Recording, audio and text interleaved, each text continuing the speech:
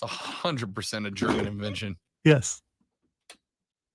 Hell of a way to start off the show, boys. But when somebody tells me that they're potty training cows, I have to know the details. I don't know why. I'm messed up in the head. But when I hear somebody say they're potty training cows, I got to know. I just got to know why. It's such a cool job we have. I got to talk about the Mulu on 2 different radio stations. Win!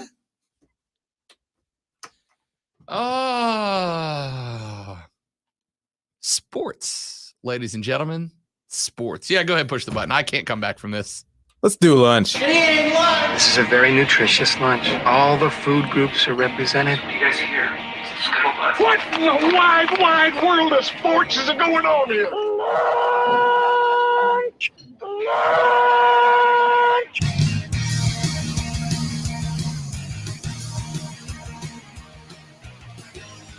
Well, let's break down the 3 things you have to know before we go start talking sports with your friends, family, coworkers, or the dog.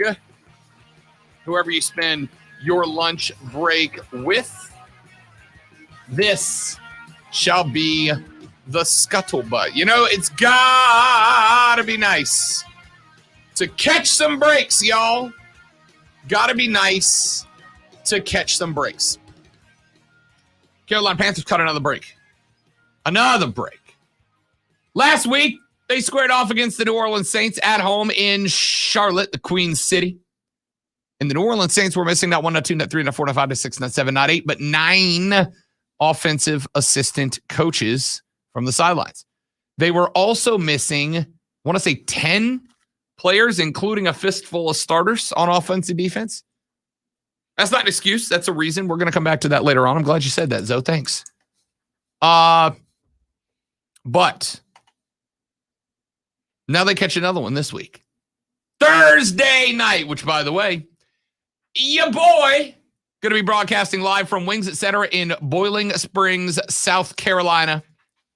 It's on Boiling Springs Road, Wings Etc. 2 hours before kickoff, I go live. So that this Thursday will be at 6:30 in the PM.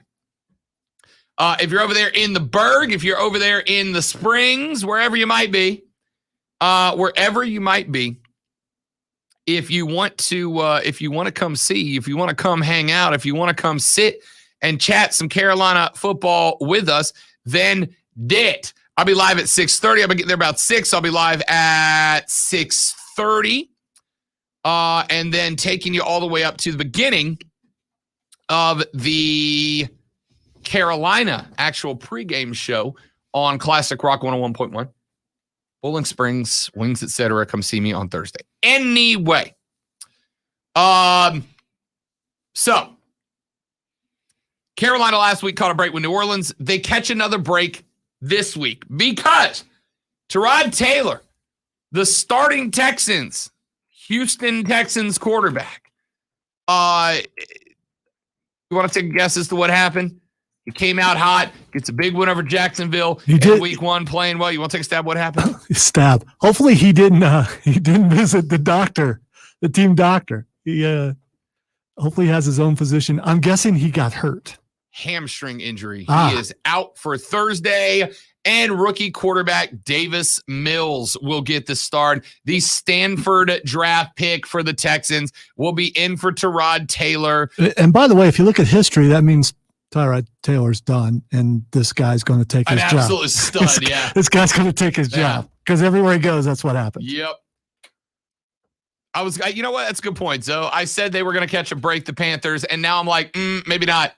Maybe not. Maybe Andrew Luck Volume 2.0 is on his way. John Elway version 2.0 on his way out of Stanford. Or remember last place he was at, Chargers. Justin freaking Herbert stepped up and has become a stud. And I would say it with about the same if level I recall, of anticipation. He was in Cleveland before Baker, too, I think. Yup. And I think there was one more, wasn't there? I think there was one more. I think this dude's lost his job to like a couple of guys that have gone on to become starters. This is out there, but if you are a franchise and you think you got the next big guy, but you're not sure, you bring in Tyrod Taylor. And then you'll know for sure, because if he goes out after an injury, the next guy coming in is a huge megastar. Let's see. Dude's getting paid though. I mean, and the one game that he was in for Houston looked pretty good. Yeah, ain't wrong. So Tyrod Taylor is in for the Houston Texans against the Carolina Panthers on Thursday night. Coach David Culley did not rule Taylor out for the Thursday nighter against the Panthers, but said the team did not know the severity of the injury other than, quote, it was severe enough that he couldn't play in the second half, and, quote, Culley said Taylor sustained the injury before he ran for a 15-yard touchdown. I'm practicing my Boston accent for next week. 15-yard touchdown midway through the second quarter. You're not really going to do that while you're there, are you? Fenway Pack, wicked pissa. So clam chowder. You're gonna Facebook Live do that in the park, and then someone's gonna beat you up. That's what's gonna happen. Not if I make it to the Calf Fest. Just morph into a bad Family Guy character is basically it. Mills finished the second half of last week, 8 of 18 for 102 with a touch and a pick. He was Houston's first draft pick, a third-round selection back in April. Culley said he thought Mills did, quote, really well, end quote, in his NFL debut, especially after receiving very few reps with the first team in group practice. He said he is very confident in Mills' ability. He said, quote, on our sideline, it was as if Tyrod was in there when he was in there. It was no different. We really didn't do anything different. Culley then was, of course, asked if Deshaun Watson might make his appearance with the Texans. He is on the Texans 53-man roster, but was inactive for Houston's first 2 games. Thought maybe, just maybe, we'd see Deshaun Watson make his appearance for the Texans this weekend. Culley said, and I quote, Lonzo, we'll have to see, end quote. Wait, what? When asked whether there was a chance that Deshaun Watson, who is on the Texans 53-man roster but was inactive for Houston's first 2 games, would play on Thursday, Culley said, quote, we'll see, end quote. Breaking news, Deshaun Watson's absolutely playing on Thursday. I think you know as well, which is why you repeated that. There was no complete denial. No, he's not going to be. If you say we'll see, huh? So he might actually end up being on the playing field this season. They can't, right? They can't. Because here's the thing. You can justify an act of desperation, and that's why, well, we had no more quarterbacks, so we had to put him in. So here's the thing about this. You know what? Save that. I'm glad you brought that up. Zoe is just an absolute content machine right now. Coming back to Deshaun next segment, because I think there's a deeper conversation there. We'll talk about it, but I got to get through the rest of the lunch breakdown. Item numero dos on the lunch breakdown today. U.S. Ryder Cup team. The Ryder Cup starts on Friday. You want to hear a story? This is true, Zoe. The lady friend and I are leaving Saturday morning. We're flying up to Boston. All right. Boston Saturday, Boston Sunday, Boston Monday morning, stop at the ESPN studios in Bristol on our way down to Stamford, Connecticut on Tuesday, Wednesday and Thursday in New York, Friday back in Boston, fly back Saturday. I get to go to like all the sporting events. I get to see ESPN's campus in Bristol. I get to walk the Freedom Trail in Boston, which is a huge history dork. That's going to be amazing. I did that. I've walked that trail and Fallout 4. It's just like being it's the there. Same thing. Yeah. They went and they mapped that out. It's the actual road. So I am going to be in Boston. My bud, one of my very dearest friends, who I guarantee you is going to call us on Friday, calls me on Sunday morning. So he's calling just to rub this thing in. Oh, no. Hear me out. Oh, okay. It's worse than you think. Whatever you think it is, it's worse. He says, hey, man, you got plans for this weekend?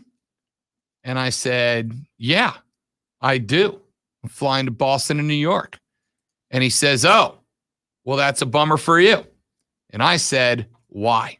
And he said, Lonzo, because I have a free 3-day pass for Friday, Saturday, and Sunday to the Ryder Cup. I have a place to stay lined up. We've got everything taken care of.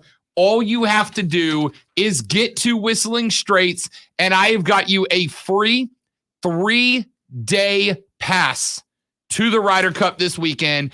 I looked it up. Flights to Green Bay, Wisconsin, just a little bit, a hop, skip, and a throw away from Whistling Straits where the Ryder Cup is going to be. Flights from from Greenville to Wisconsin, though, $200. So for $200, I got a flown the Whistling Straits, had a 3-day VIP pass to go to the Ryder Cup Friday, Saturday, and Sunday. Could have broadcasted from up there.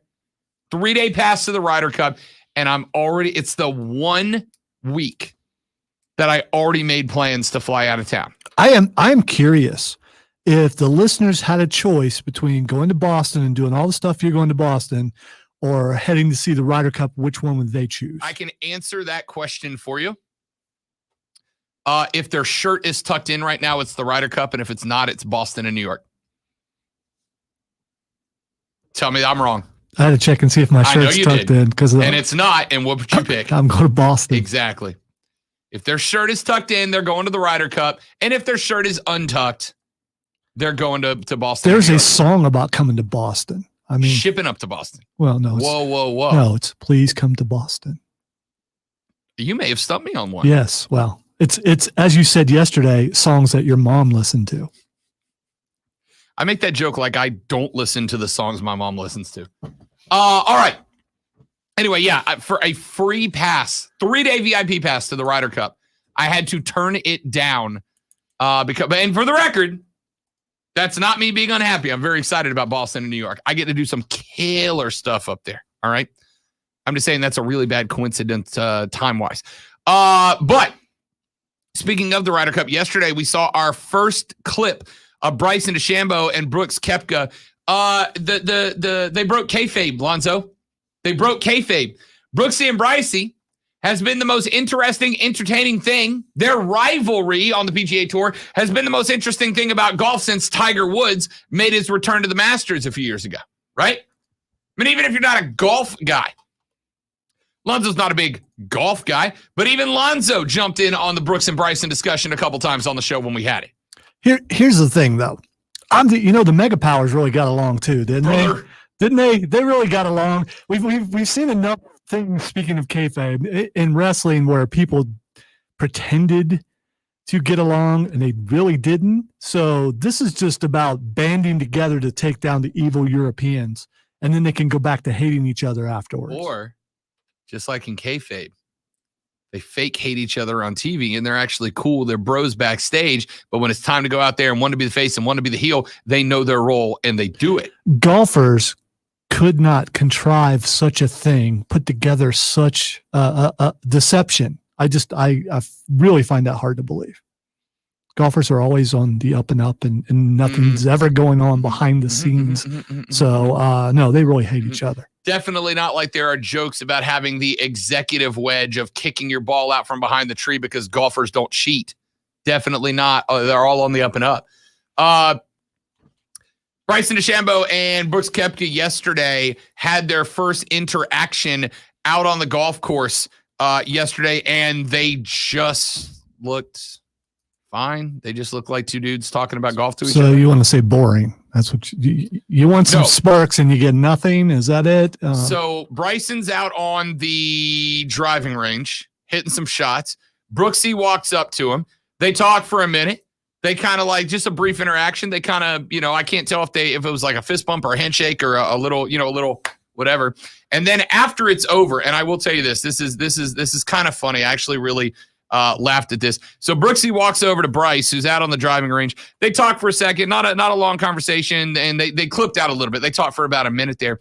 As he's walking away from Bryson DeChambeau, Bryson turns around to the folks, to the media that are gathered, and he's just like, you see that? We're good, right? We're cool. We're good. Now, he kind of did it in that way that you have a fight with your brother and you get in trouble with your mom, and she walks over and she's like, if y'all don't stop fighting. And you're like, no, we're good. We're good, right, little brother? Because the options are we tell mom we're good or we get it kicked. That's what it looked like. But I made the prediction earlier in the year.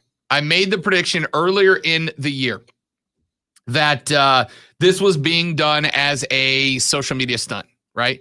Because the PGA said those that generate the most clicks and interest in the PGA Tour, you gonna make that money. Those boys were in it for the cash, son. They are out there. I gotta tell you, here's good news though. Just about everybody, myself included, believes that we are gonna get our asses handed to us at the Ryder Cup this year. Europe is going to dominate the Americans this year, but a big chunk of that was people were concerned about the bad chemistry on this team. I'm here to tell you, I don't think it's as bad as it's being made out to be. And I think we saw that yesterday. I'm glad you're laughing, Zoe. You couldn't help it but look up at that. I'm glad you're laughing at bad first pitches. Well, is Connor pretty bad? Your boys Connors ended about 19 rows deep, about 13 feet to the right of the plate. If I'd have thrown that pitch at the Spartanburgers game, you would have fired me. Which is still is better than Carly Rae Jepsen. So yes, congratulations. The notorious one out through a 17-year-old female pop star. Was she 17 at the time? I don't know. Does it matter? She's like 35 now or something. His first pitch was embarrassing. If I threw that first pitch, Lonzo, do you know what would happen to me on these airwaves the next day? I'd be eviscerated. Not by me, because I'm too above board to do such a thing. Getting back to the golf. He's setting up his Connor defense now. Getting back to the golf. Not trying to change the subject, but getting back to the original. I am doing that. Getting back to the original subject. Why wouldn't you? Let's speaking of golf, thinking of the long game here. So that you don't have a shot at the Ryder Cup. So you set up this absolute rivalry going into this. Then you pair them up during the Ryder Cup and tell them to start fighting. So they start fighting. There's distraction. There's unease. There's concern that there might come to blows, and this causes whoever they're going up against to get nervous and play poorly. And then you're thinking, they're so mad at each other. Look at how well they're playing, and the other team is just so worried that they're playing badly. I think it's a strategy, and I think it's going to work. We are going to dive into that just a little while later on in the show. Zoe's got a theory. We'll put that to the test. Texas says ESPN, if I had the choice, I would definitely go to the Ryder Cup. Your text got all jumbled, but basically says, if I had a chance, I'd go to the Ryder Cup. I got the same offer a few years ago and was able to go to Hazeltine, free airfare, airline tickets, free lodging. It was an incredible experience. Boston will always be there. Whistling Straits and the Ryder Cup will not. Well, I'll tell you first and foremost, all right, 0% chance I'm going, hey, girlfriend, that trip we've been planning for like 4 months now? That all the tickets are bought for and the accommodations are paid for and the plans are made and we're meeting your friends? Can't go. I'm going to go watch golf. Not going to go over well. And you got to pick and choose battles here. Second off, I'm actually really excited because, again, Lonzo, Sunday, Saints and Patriots. Sunday night, Red Sox at Yankees. Monday, ESPN campus all day. That's a pretty solid 3 days of not watching golf. Okay, because I got to tell you, Dan Scott was questioning you going on a trip in the middle of a football season. And going to the football. Yeah. And I think this is very much justified because I know next week while you're gone, the first thing he's going to bring up is, Rob scheduling a trip in the middle of it. And then I'm going to be able to defend you by telling him everything that you're doing. I'm doing the sports. I will miss a lot of Saturday. This is a bucket list thing that you're doing. Yep. Yeah. I will miss Saturday. I will miss the first round of games Saturday morning, but we get to Boston at like 2 p.m. And then the lady friend of I already had the discussion of what's the first thing? Drop the bags at the hotel, find an Irish bar in downtown Boston to watch college football. She's a keeper. Quick break. Back after this on the Rob Brown Show. Is Deshaun playing Thursday? Let's talk about that next. It's ESPN Upstate.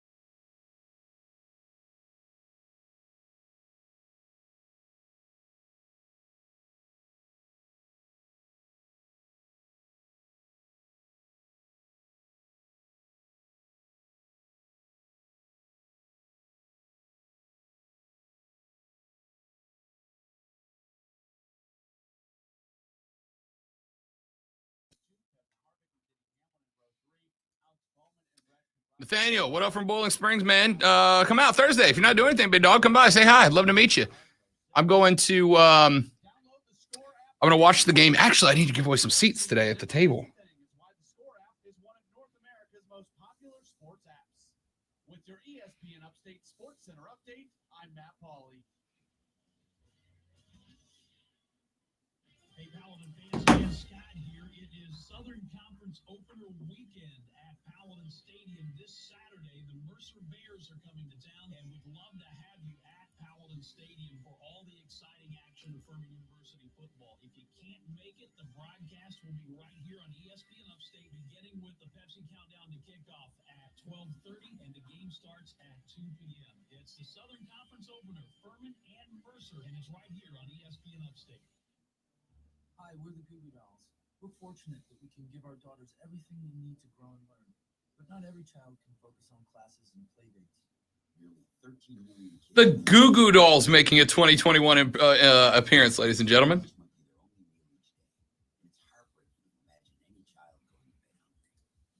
Are you dissing the Goo Goo Dolls? Not at all. I loved the Goo Goo Dolls. I just added some Goo Goo Dolls to my Spotify, not realizing that I liked more of their songs than I knew.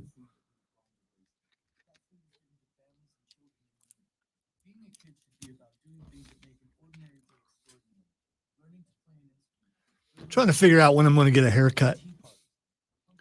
I plan on November, but I may get to November and go, how long could I actually let my hair go?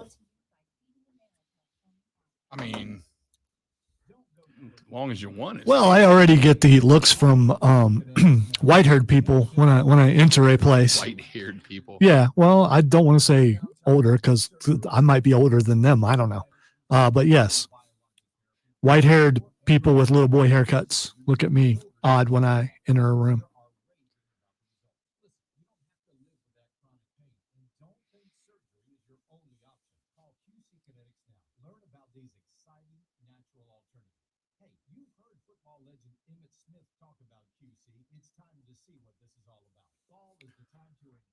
I don't know, Stephen. It sounds like a morbid kind of question. But I'm sure Rob would know the answer because he's the king of trivia.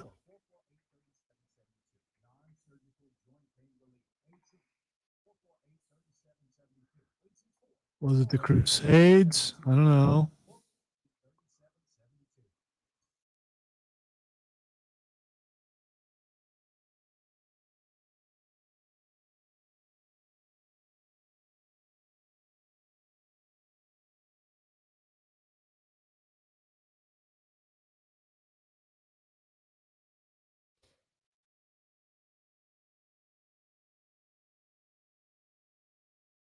Also trying to figure out when my hair turns silver and I become Rob Ryan. Without the belly. About 110 pounds shy of rival Rob. Without the belly.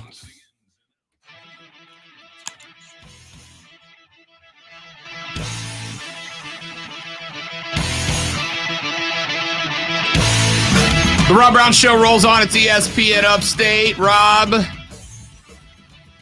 Lonzo, and you. 844-GSP ESPN. Text us at 71307 on the Ingalls Market text line. Hey, can I apologize really quick? For? Because the conversation we were having off the air, I meant Rob Ryan. I didn't. Yeah, I know what you meant. Okay. That's why I didn't take great offense. Okay. All right. Yeah. There's too many Robs in my life right now. Monzo asked how long does he have to grow his hair and let it turn white before he looks like Rob Ryan? I told him, he said Rob Brown. Yeah, I meant Rob Ryan. My bad. You're like $170 short of Rob Ryan. You're about 20 years. Exactly 22 years past being in your Rob Brown prime. That's why I didn't take offense, though. Hey, that Rob Ryan belly, is that all beer? I mean, because that thing is anyway. That's a good question. I would assume a lot of it, right? All right, listen. That's a ripe melon. That thing is firm. I had a Rob Ryan encounter in New Orleans. Yeah, in New Orleans years ago when he was the defense coordinator down in New Orleans with Sean Payton.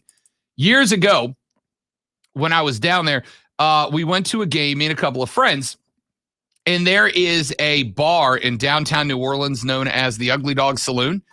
And I didn't know this. We went to this bar because a friend of mine was like, yeah, sometimes some of the players will come in after game day. Like that was because it's a locals only bar. So if you think of think of a dive bar and then take it a level lower than that. But it was out of the way. And the only people who drank there were locals and the players. And the players were in there so often that like when the players came in, the regulars in there wasn't a big deal, right? They're just like, oh yeah, some of the guys are over in the corner. Like it wasn't a big deal. They could go there and drink and not be bothered. So we went there after the game. I want to say we're playing the Vikings that day. We went into the bar after the game, and in walks like a handful of the defensive guys, and Rob Ryan was with them. You know the old saying, the camera puts on 10 pounds? Yeah. Not for Rob. That's just what Rob looks like, all right? I'm not judging. I'm a big boy. I'm not as big as Rob. I'm not a big boy. I'm not as big of a big boy as Rob, but I am a big boy. Rob's a big fella. Rob he sat at a table against the wall. And this has happened to both of us, Alonzo. You know that feeling sometimes for us big fellas when they're like, yeah, please have a seat right here. And they put you in the seat where the back of the chair is the wall and then the table's in. And you just kind of look at it like, man, I hope this table's not bolted down or else we're in trouble, right? And you got to push it down. Rob didn't have to push the table up. They had to pick it up and drag it back for Rob to be able to fit in there. Hilarious. But, and this is also true, nicest guy in the bar. Nicest guy in the bar. He was incredibly nice. Our little group was just kind of sitting in the corner. Rob walks in. We won the game. Rob walks in. Rob bought a drink for every person in that bar as soon as he walked in, which I know you don't know, Zoe. In our circle, you walk into a bar and you buy a round for everybody in the bar, thumbs up to you. I've always been curious about something as far as that goes. When someone comes in and buys a round, do you get your choice of what you buy, or do they specifically say a round of something? Ordinarily, you'll just say, I want to buy everybody a drink, and then they pick.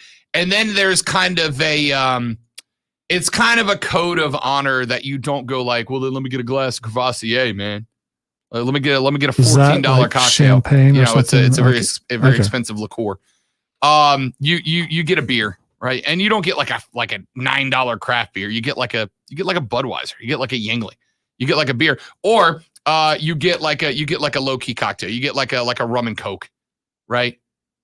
That's kind of the honor code there. But it's kind of a badge of honor, right? That you were in that place and he bought for everybody. Oh yeah, it's definitely cool. It's definitely cool to have that. And again, like people were approaching him, and he was super cool about it. Like a lot of the players, they don't want to be approached, right? Like they just don't want to be approached. He was super cool about it. Bought everybody a drink. It was a cool night. Cool guy. All right. So now that I've effectively killed off this, how did Rob Ryan become a discussion point on the show? It's my fault. I apologize. Man, I like to talk hair on occasion. So, all right? You know what? What the hell? Why not? I gotta say, that was an awesome story. The fact that you met him and he did all that, and that he's a cool guy. This is something that everybody doesn't know, and a lot of people don't know. So I thought that was a valuable segment, and I want to thank you for that. Thank you. You're just apologizing for a segment about Rob Ryan. What's the coolest? Not like your favorite celebrity. What's the coolest celebrity encounter you had? The one that you walked away and you were like, that dude's awesome. See, it won't mean that much to other people. And this was an interview, but still, it was.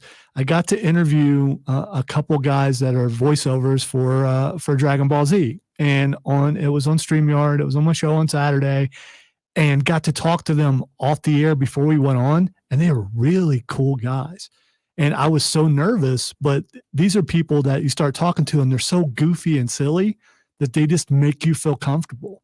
And when the whole thing was over, I got to meet them the next day, and they recognized me and everything, and was really cool about that. It's just, you smile and go, wow, why was I nervous? I wish everybody was like that. And it was awesome.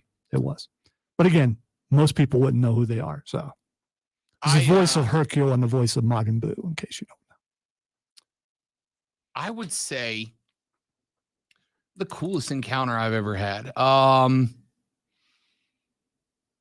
mean, for me, it was, and it worked out both ways, was Drew Brees in the lead up to the 2009 to the Super Bowl season, Roy Jones, I've told about the fight. I flew out to Vegas and worked alongside Roy Jones. He was fighting a guy by the name of Jeff Lacey in the fight before that, who was from Mississippi. And so the Saints invited Roy and his camp to come to practice one day.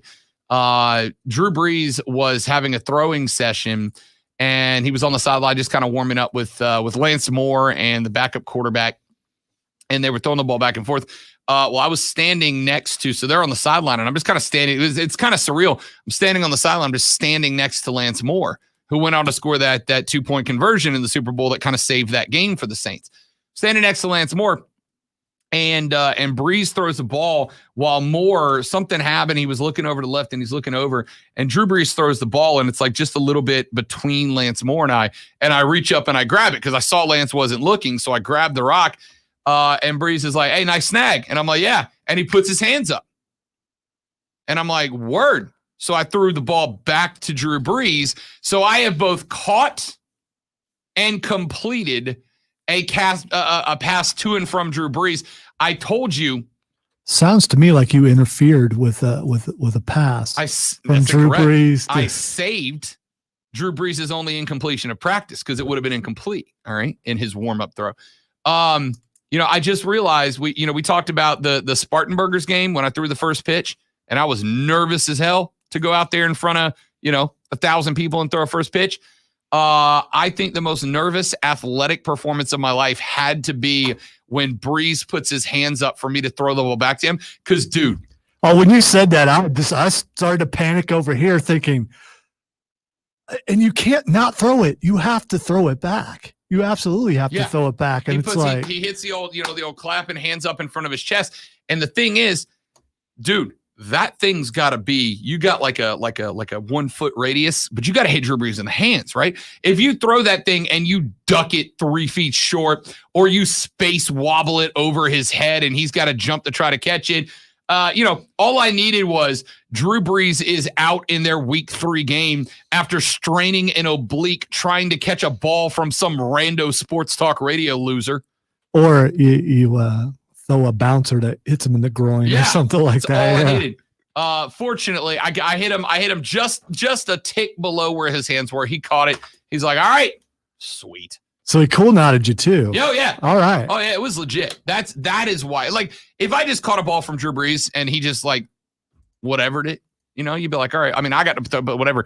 But the fact that he was like, hey, good snag, put his hands up, threw it back. He's like, yeah, word. Yeah, man. So what is the coolest celebrity encounter? Texter writes in on the Ingalls Market text line at 71307 and said, I'm a Saints fan. I met Luke Kuechly at a Chipotle once. I was in my police uniform. His teammates looked at it in disgust, but he came over to shake my hand and thank me. It meant a lot to me, and I'm a Saints fan. Well, they had a big hoot at to Luke Kuechly. I think there are some players that transcend what team they're on. Kuechly's that dude. Yeah, he without a doubt. I have not met Luke Kuechly. Every person that I have met, every person I've talked to who has met Luke Kuechly says he's that guy.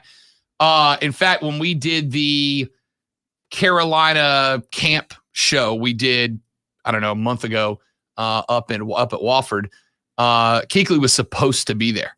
And they came up to us beforehand. They're like, hey, here's a list of former players we have. Luke Kuechly will probably be here. Do you guys want him on the show? Yeah, obviously we want him on the show. And when I started talking to the two guys that were kind of running our media relations that day, both of them were like, dude, stellar guy. Like, just a good dude. Who would have been more nervous, you or Mark? I would say me, only because you talk about like players that transcend teams. As a Saints fan, knowing Luke Kuechly has blown up my offense many times in his career, he's one of those players that even though he played for a divisional rival for me, I still loved Luke Kuechly, the player. He's easy to root for. He was a great player, a hard-nosed player, but a good guy too.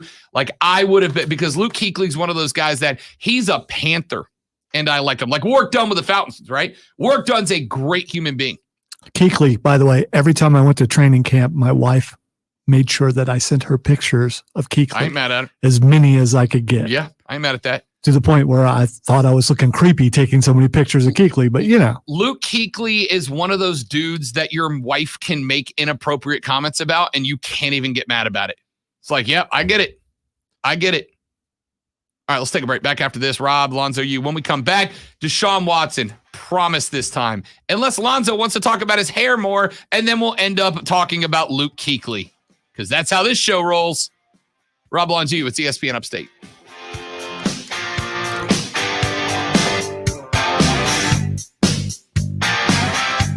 Some would say derailment, but I would say awesome stories. And you're welcome.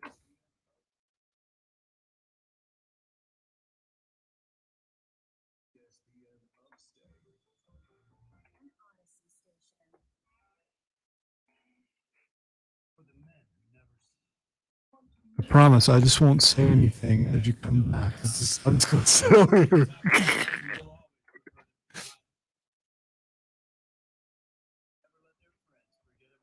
You've just received an email. I received an email that you need to look at. We all received an email. You and I received an email that you need to look at. Hold, please. It's nothing worse than coming home from a hot day to find out that your AC unit isn't working. When this happens, you need an HVAC company you can trust. A company like Priority Heating and Air. You need to respond to said email. Yes, I do. As soon as possible. Yeah, I will. You actually have like 4 minutes. Oh, you want me to do it now? No, you don't have to, but I'll call. Is his name on here or his phone number? No. Oh, It's about on here. Yeah. I'm gonna call him now. Yeah, why not? Oh, You got 4 minutes. Okay. I'll add a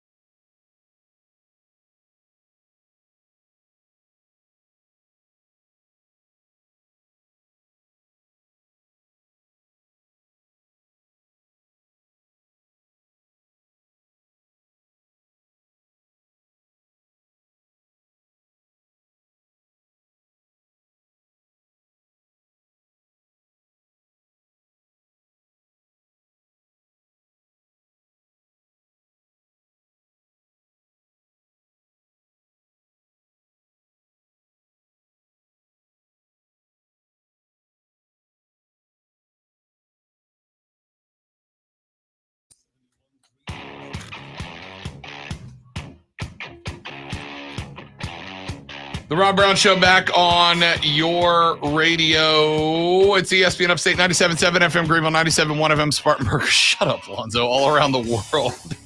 I really.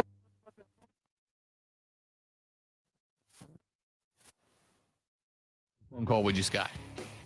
Deshaun Watson. Question mark. David Culley said yesterday Tyrod Taylor is likely out this week. He may potentially be available. He's got a hamstring injury that he suffered in the second quarter of last week's game for the Texans. So in comes a young man who is going to get his first official run at the starting position on Thursday night against the Panthers, Davis Mills from Stanford. But David Culley then got asked by the media, will Deshaun Watson play? And David Culley said, don't know. We will have to see. We will have to see. So Lonzo hit the glass and said, breaking news, Deshaun Watson is definitely playing Thursday, and said that in times of desperation, you can justify almost any action. And here's the thing. I actually agree with that. But put this whole thing into context, right? Like, let's put this whole thing into context.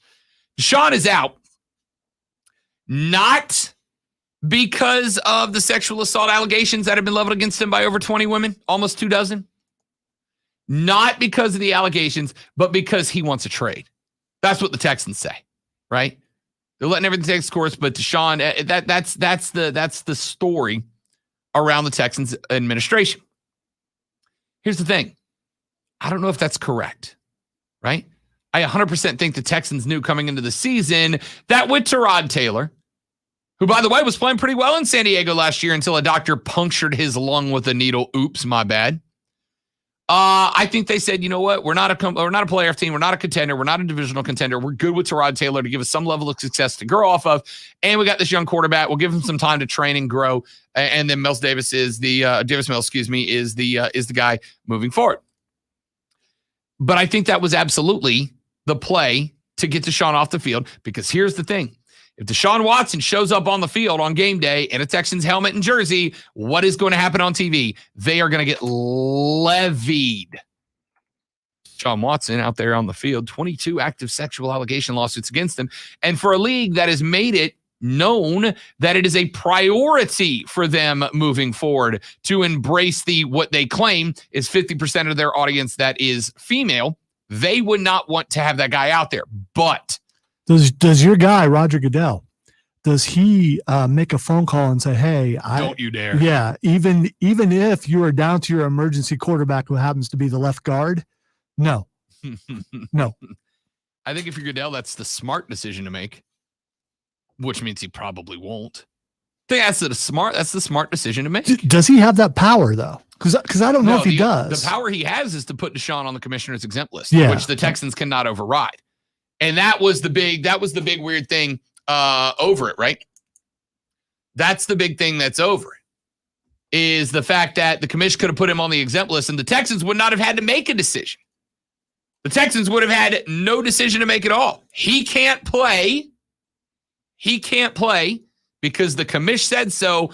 End of discussion, end of story, end of argument. Did not pass go. Do not collect $200. But he didn't do that. And I wonder if there is a little bit of it.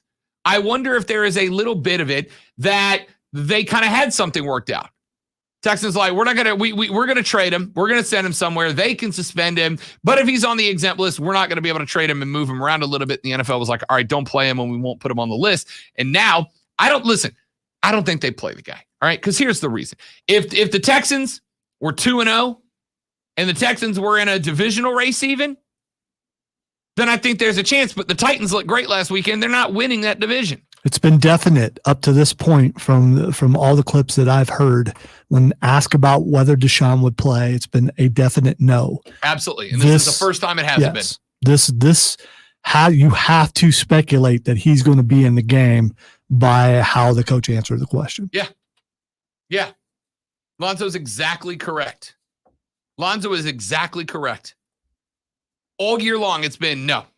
Now it's we'll have to see about that. If the Texans trot this guy out there, there's going to be hell to pay for them and the league. And the league. Don't know if it'll impact anything. Texas says, you got to be kidding me. They cannot walk that guy out on the field. Everything that is wrong with the NFL if he plays. I agree with you. He cannot play. And if he walks on the field, it is a slap in the face to every female NFL fan specifically and every NFL fan who has their back. We don't care about any of this as long as the football's good. Wrapping up the hour when we come back. Rob Alonso, you. It's ESPN Upstate. Mad World.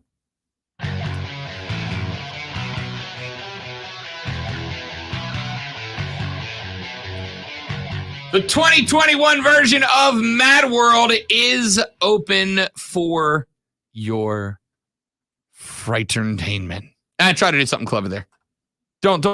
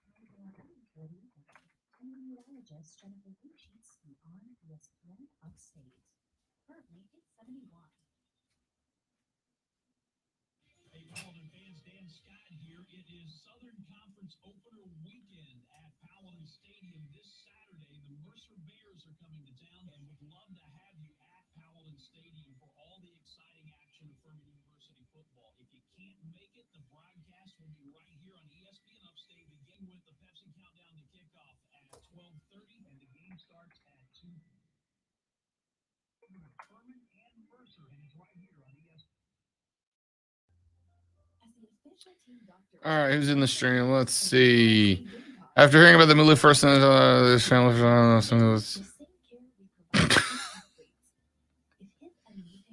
A hint for trivia this weekend. Hint for the trivia. What trivia? Oh, okay, there you go. Trivia quiz. What ended on this date in history with the last 8 executions of these people? He gave a hint. You're going there, so it must have something to do with the war, Revolutionary War, possibly. He says it's in the state. Salem, Massachusetts. Salem witch trials. Salem? Steven? Salem? Lonzo and I. Never before have Lonzo and I anxiously awaited a chat. Is it the Salem witch trials? I don't think so. I mean, I'm thinking group executions. Yeah, but it had to do with the Revolutionary War because there was was it? No way. A famous Revolutionary war hero died on this day too. I know because I got the phrase wrong. The phrase? Yes. What's the phrase? It was the actual phrase was that I was supposed to give was I regret that I have. But one life to give for my country. Yes. Yeah. Does it start with a T? I forget. Look up the name, but don't tell me what it is. Yeah, that's what I thought it was. Because Start with a T? No. P. No. Yes or no? No. Only regret is that I have but one life to live, one life to give for my country. Because I got him mixed up with Patrick Henry, but it's not.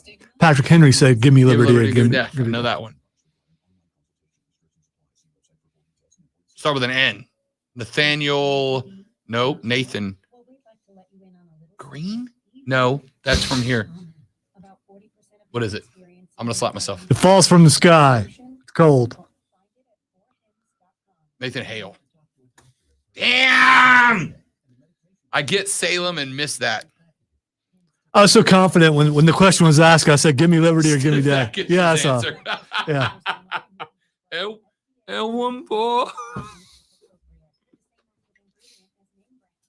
Obviously, we only have a minute when we come back. The Budweiser frogs. Those are some of the most memorable commercials of all time. Boy.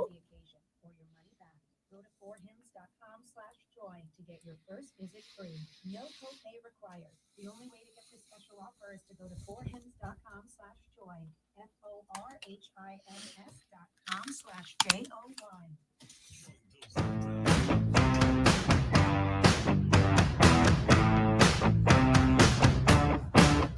The Rob Brown Show rolls on. It is ESPN Upstate. Rob Lonzo, you. Texter says, what happened? Innocent until proven guilty. I'm by no means a Clemson fan, nor do I think the allegations against him are a serious issue. But with that being said, why should he be punished before he has been proven guilty? A, Texans can do what they want. B, if you found out that there was a better than good chance that somebody was stealing money out of the cash register at your job and you narrowed it down, you telling me you wouldn't suspend them with probation? You wouldn't, you got to handle your business, and you can't let somebody with 22 active sexual assault cases be on the field. You just can't. All right. If nothing else, it's PR night move. PR nightmare. PR nightmare. All right. Next hour of the show, we got to talk some college football. Shane Beamer had a message for Gamecock fans. We're going to put, I like this guy, man. I'm trying not to, but I do. Rob Brown Show's on the radio, ESPN Upstate. Whoa. An Odyssey station. AutomotiveMap.com presents your ESPN Upstate Sports Center update, powered by The Score. Elaborate Baseball, they pick up a 6-1 win against the Arizona Diamondbacks yesterday. Austin Riley hits his 30th home run of the year. Ozzie Albies adds a home run. Jorge Soler hits a home run as well, as the Braves stay 3 games up in the National League East. The Phillies do also win yesterday as they knocked off Baltimore by a 3-2 score. Up next for the Braves, they'll continue that series against the Diamondbacks tonight. The Braves will have right-handed pitcher Ian Anderson on the mound. He enters with a 7-5 record, a 3.75 ERA. The Diamondbacks will pose with righty Merrill Kelly, who comes in with a 7-10 record. Download the Score app today. Lightning fast sports alerts so you never miss a thing. It's why the Score app is one of North America's most popular sports apps. With your ESPN Upstate Sports Center update, I'm Matt Pauley.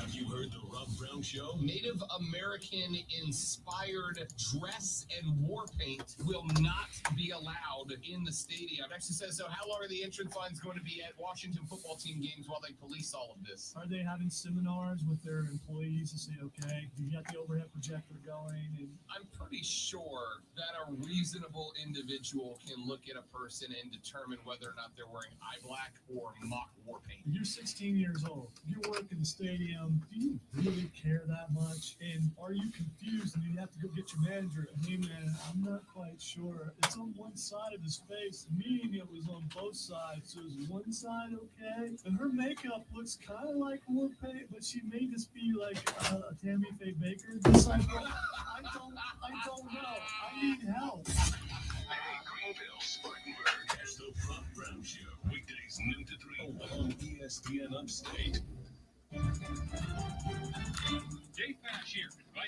So Vegas, I don't know that I would make this comment as a man with an actual cash register.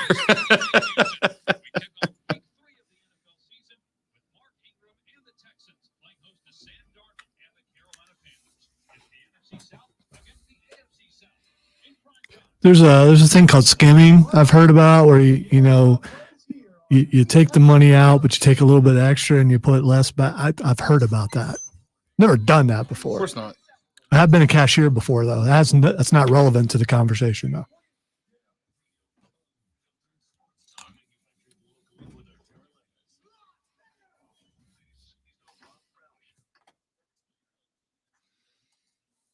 And away we go. Our numero dos, the Rob Brown Show, right here on your radio. This is ESPN Upstate. I am Rob Brown. Alonzo at the helm. Is it Mizo or does Matt Nagy look like a knockoff Goldberg? A dollar store Goldberg? Yeah, it's like Goldberg's twin brother who decided. That to him. No. Like quick glance. Well, I'm not going to imply. He'll kill you. Yeah. However, Matt Nagy is on TV because we have a bit of the National Football League breaking news that just popped up a moment ago. Breaking news brought to you by our friends at Odyssey and BetQL. BetQL.com. Get smarter and beat the books. Be a better with BetQL.com. Apologies, I might have had that up just a tad It's too. all right. It's all right. It's not like I listen to my headphones way loud or anything. Justin Fields is going to get his first NFL start this weekend. They have decided to go ahead. There was some thought that there was a potential that maybe Andy Dalton would be able to make his return to the field, but Justin Fields is going to get his first NFL start. He's played relatively well. Can we air quotes Andy Dalton's injury, or do you think it's? Oh no, he's definitely injured. Okay, No, he's definitely injured. All right. He's definitely injured. But Justin Fields is going to get the start now on Sunday. So the Ohio State quarterback, we're going to get to start seeing whether or not all of the hype. I mean, listen, we had a lot of folks, including Mark Ryan, who you can hear on Offsides from 3 to 7 every day right here on ESPN Upstate, the most interactive sports talk radio show in South Carolina. He said that, and I believe he has maintained that down the road, the Carolina Panthers will regret going with Sam Darnold instead of trading up to get Justin Fields. The undefeated Carolina Panthers? That would be the 2-0 Carolina Panthers. The 2-0 Carolina Panthers. Who dropped 27 on one of the better defenses in the league, although they were missing a bunch of scored some points with their quarterback who's played really, really well, but they're going to regret that. Okay. I mean, they still might if he's Lamar Jackson volume 2.0. Well, I hope he's better than that. Lamar, the star, Action Jackson? No.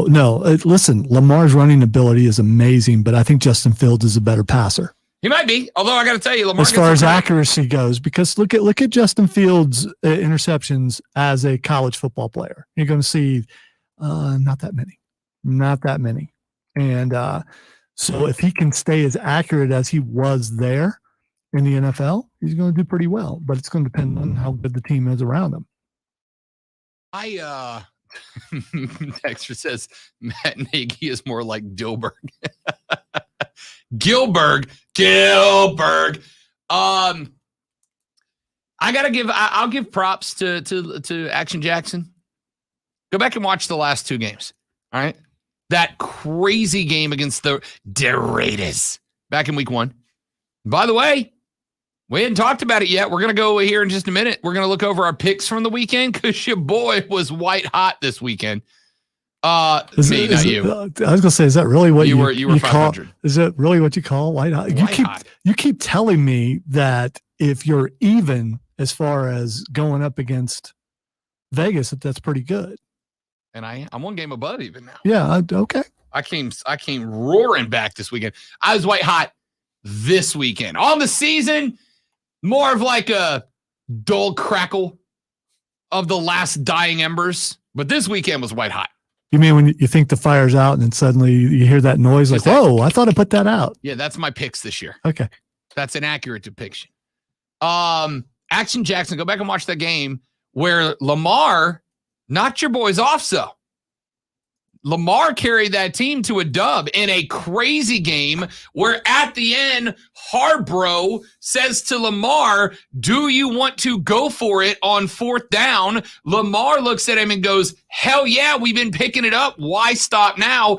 Picks it up, and they win the game by 8 points. And theater, a man. phenomenal game. Theater. That was just theater. That was absolute theater. It was good theater. It really was, but that's all that was. That's all that was. If he would have said no, they're still going for it. What if Lamar said no? He's not going to say no. It's asking someone a question. You already know the answer to, and you know the camera is on you while you're asking that question. Come on. Whatever. It was awesome. It was still awesome. Anyway, look at Lamar as a pocket passer this year.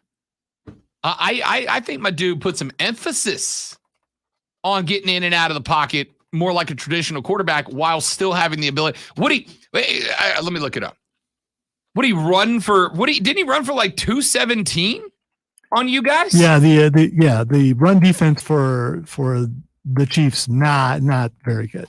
Not good at all. Disappointingly bad. Can we just call it what it is? Especially after he threw a pick 6 and Honey Badger got a couple interceptions. I mean, he did have 2 picks. Yeah. Had 18 to 26, 239, a touchdown, and a pair of picks, but he also ran for 107. So he puts 246 up on the board total. Also ran for 2 touchdowns though.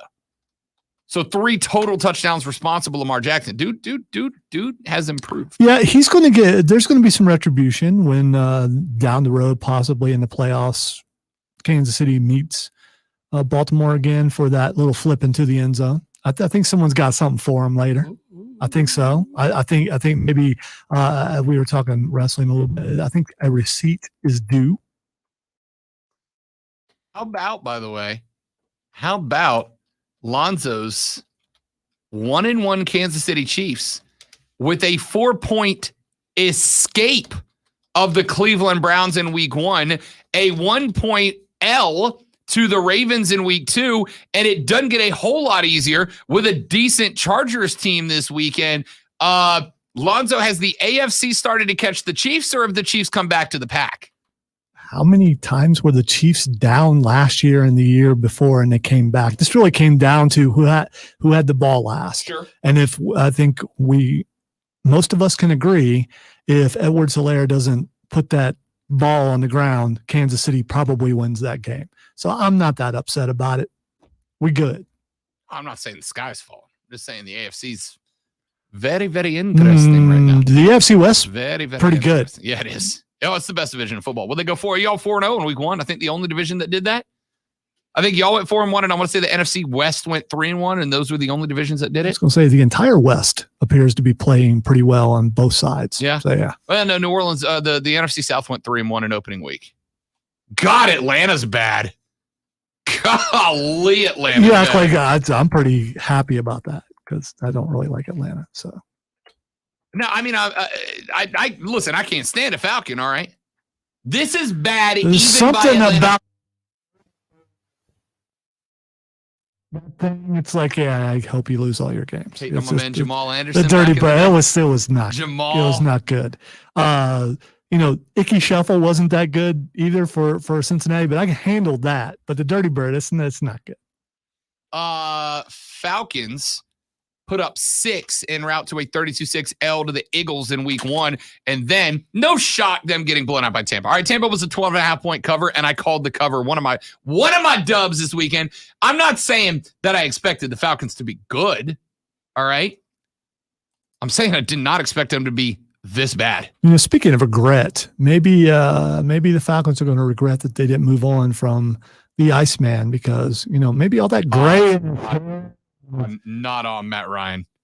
Not on classic case. All right. So whether it's on him or not, if you look at the state of your team and you know it's not going to be pretty well, it's over. While you have some trade value for him, and someone would have traded for him probably, they should have did that. Yeah, and he still does have trade value. He still does. If you've got a team that's built to win now, like could you not? He would not go here, right? And again, it's not on him, but let's say theoretically that a team like the Saints built to win now, but is getting average to below average production out of the quarterback. You don't think they wouldn't take a shot at maybe plugging him in and seeing if maybe it was just Atlanta that was the Matt Ryan problem? Right? Worst case scenario, you put him in there for a year and then you get rid of him. He's got trade value. I think they're kind of doing that right now with Jameis. True story. He is not a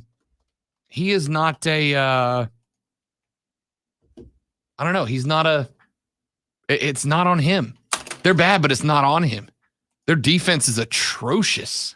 Atrocious. You're right. Generally, when a team is bad, the quarterback gets all the blame, and he's not getting the big load of the blame like you normally would see. Classic case of quarterback gets too much of the credit and too much of the blame. Absolutely is. Elsewhere around the league, Tua Tagovailoa for the Miami Dolphins is out this weekend. He had a rib injury that he had to leave the game for. Brian Flores announced just a little while ago that he is out as well. Ben Roethlisberger suffered a left pectoral injury in the Week 2 loss against the Raiders. By the way, the freaking Raiders, are they good? Do I have to live in a world in which Chucky has led the Raiders to success? I don't know if I'm comfortable with that. Don't get too happy. They haven't really. Have they played any teams in the West yet?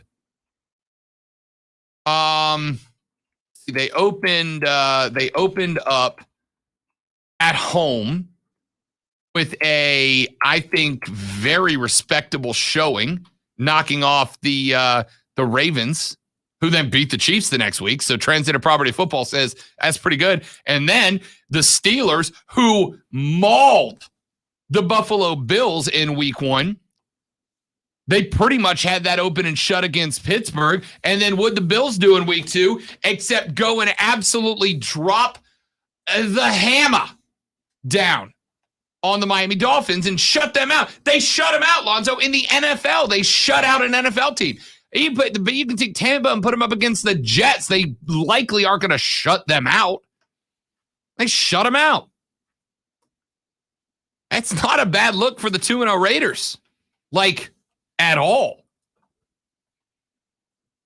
So now the Dolphins, coming off of a shutout L, have lost Tua. He's done now. My goodness.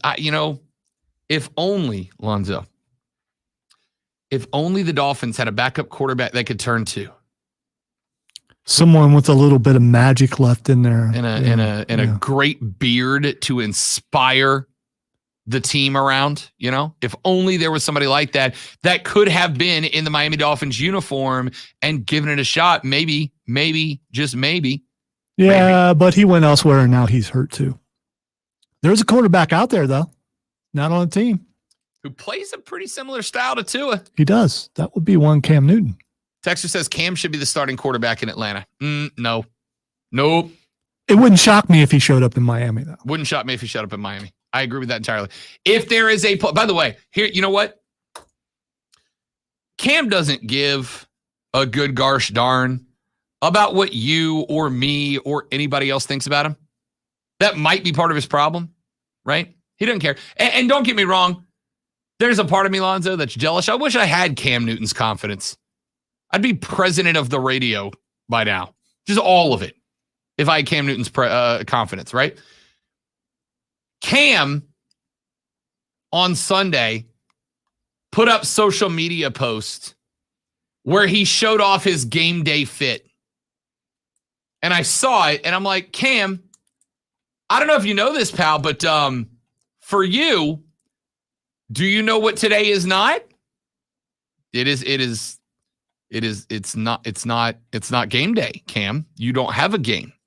Therefore, it is not game day. It is just a day of games for you.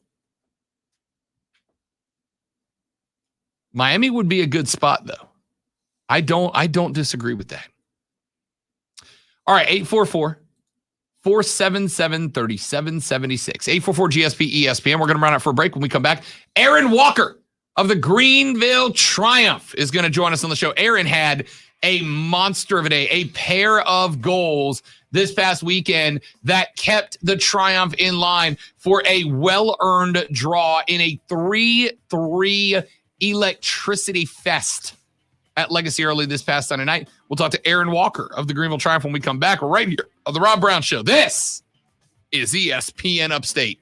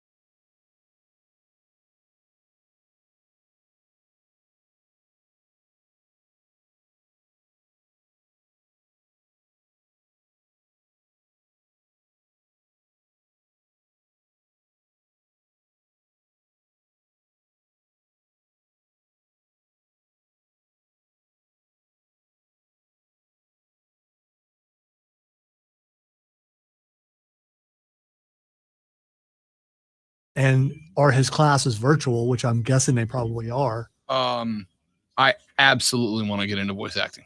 Absolutely want to do it. I don't know any radio people who wouldn't be interested. True. In it. It just I've been watching Critical Role with Mercer and listening to those guys and how good they are at it. I absolutely want to get into voice acting. I think it'd be awesome. No, he was in Street Fighter 5. Who is who? Warrior, Balrog, system voice. So several things. There's a lot of background voice stuff. It was in Ultra Street Fighter as Balrog. It was in Smite was Odin.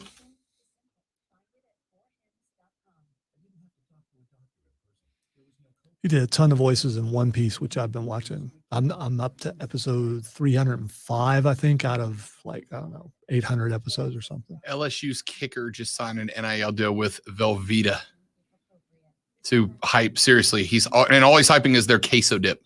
Literally, he got an endorsement for queso. I've never related to a man more. And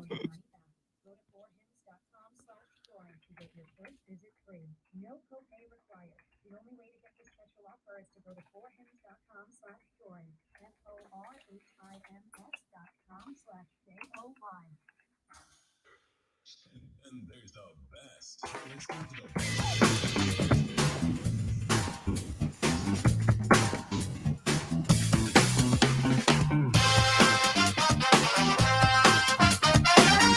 The Rob Brown Show back on your radio. It's ESPN Upstate, your home for coverage of your reigning, defending, undisputed USL League One champions.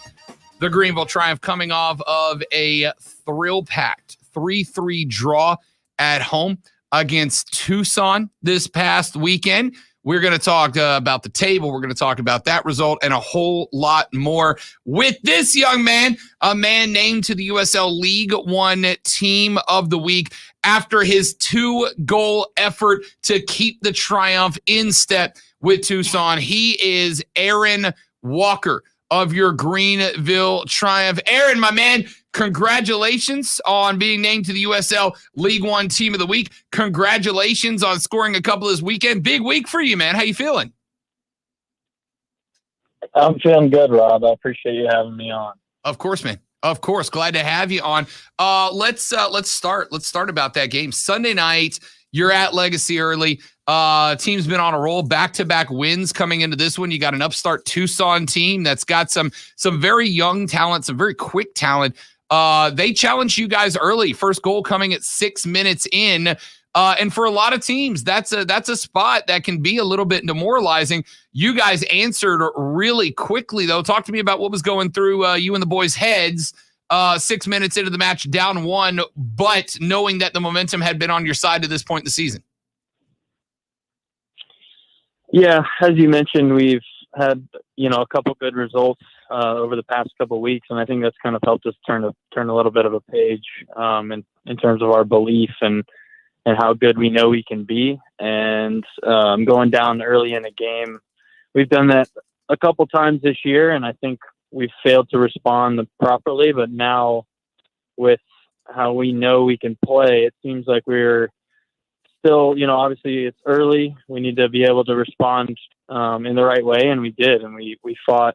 It was up and down, obviously, the whole match. We just kind of got to get back to not letting a lot of goals in and continue to create going forward. But being able to respond the way we did after getting scored on really early just shows kind of where we're at in terms of how we've turned that page. So it's nice.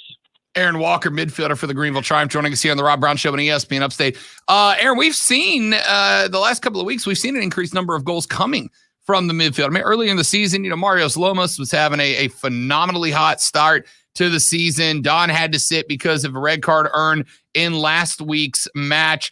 Lachlan's been battling with injury, so it feels like there's been a little extra pressure to produce offensive results from the midfield for you and Max and JJ and Andrew and Noah and the rest of you guys. And you guys, especially the last 2 weeks, have really answered the challenge. Has there been a shift in the way that you guys are attacking to generate more offense from the midfield?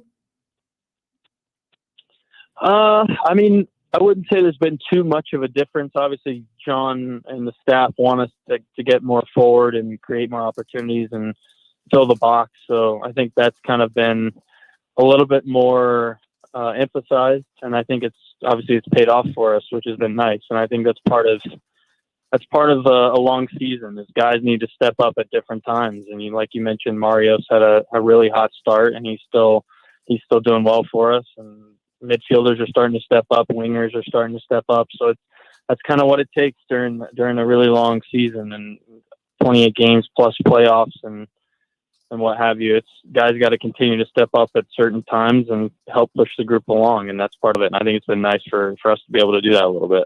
There's spots where a lot of teams, especially coming off of a bit of a dead period like you guys did the last couple of months, where a lot of teams would say, we're injured, man. We're just going to hang in there until we get healthy. And like we've missed Lachlan. A handful of your fellow midfielders and defenders have been out in recent weeks. And I mean, that's unfortunately been kind of a thread this year for the Triumph.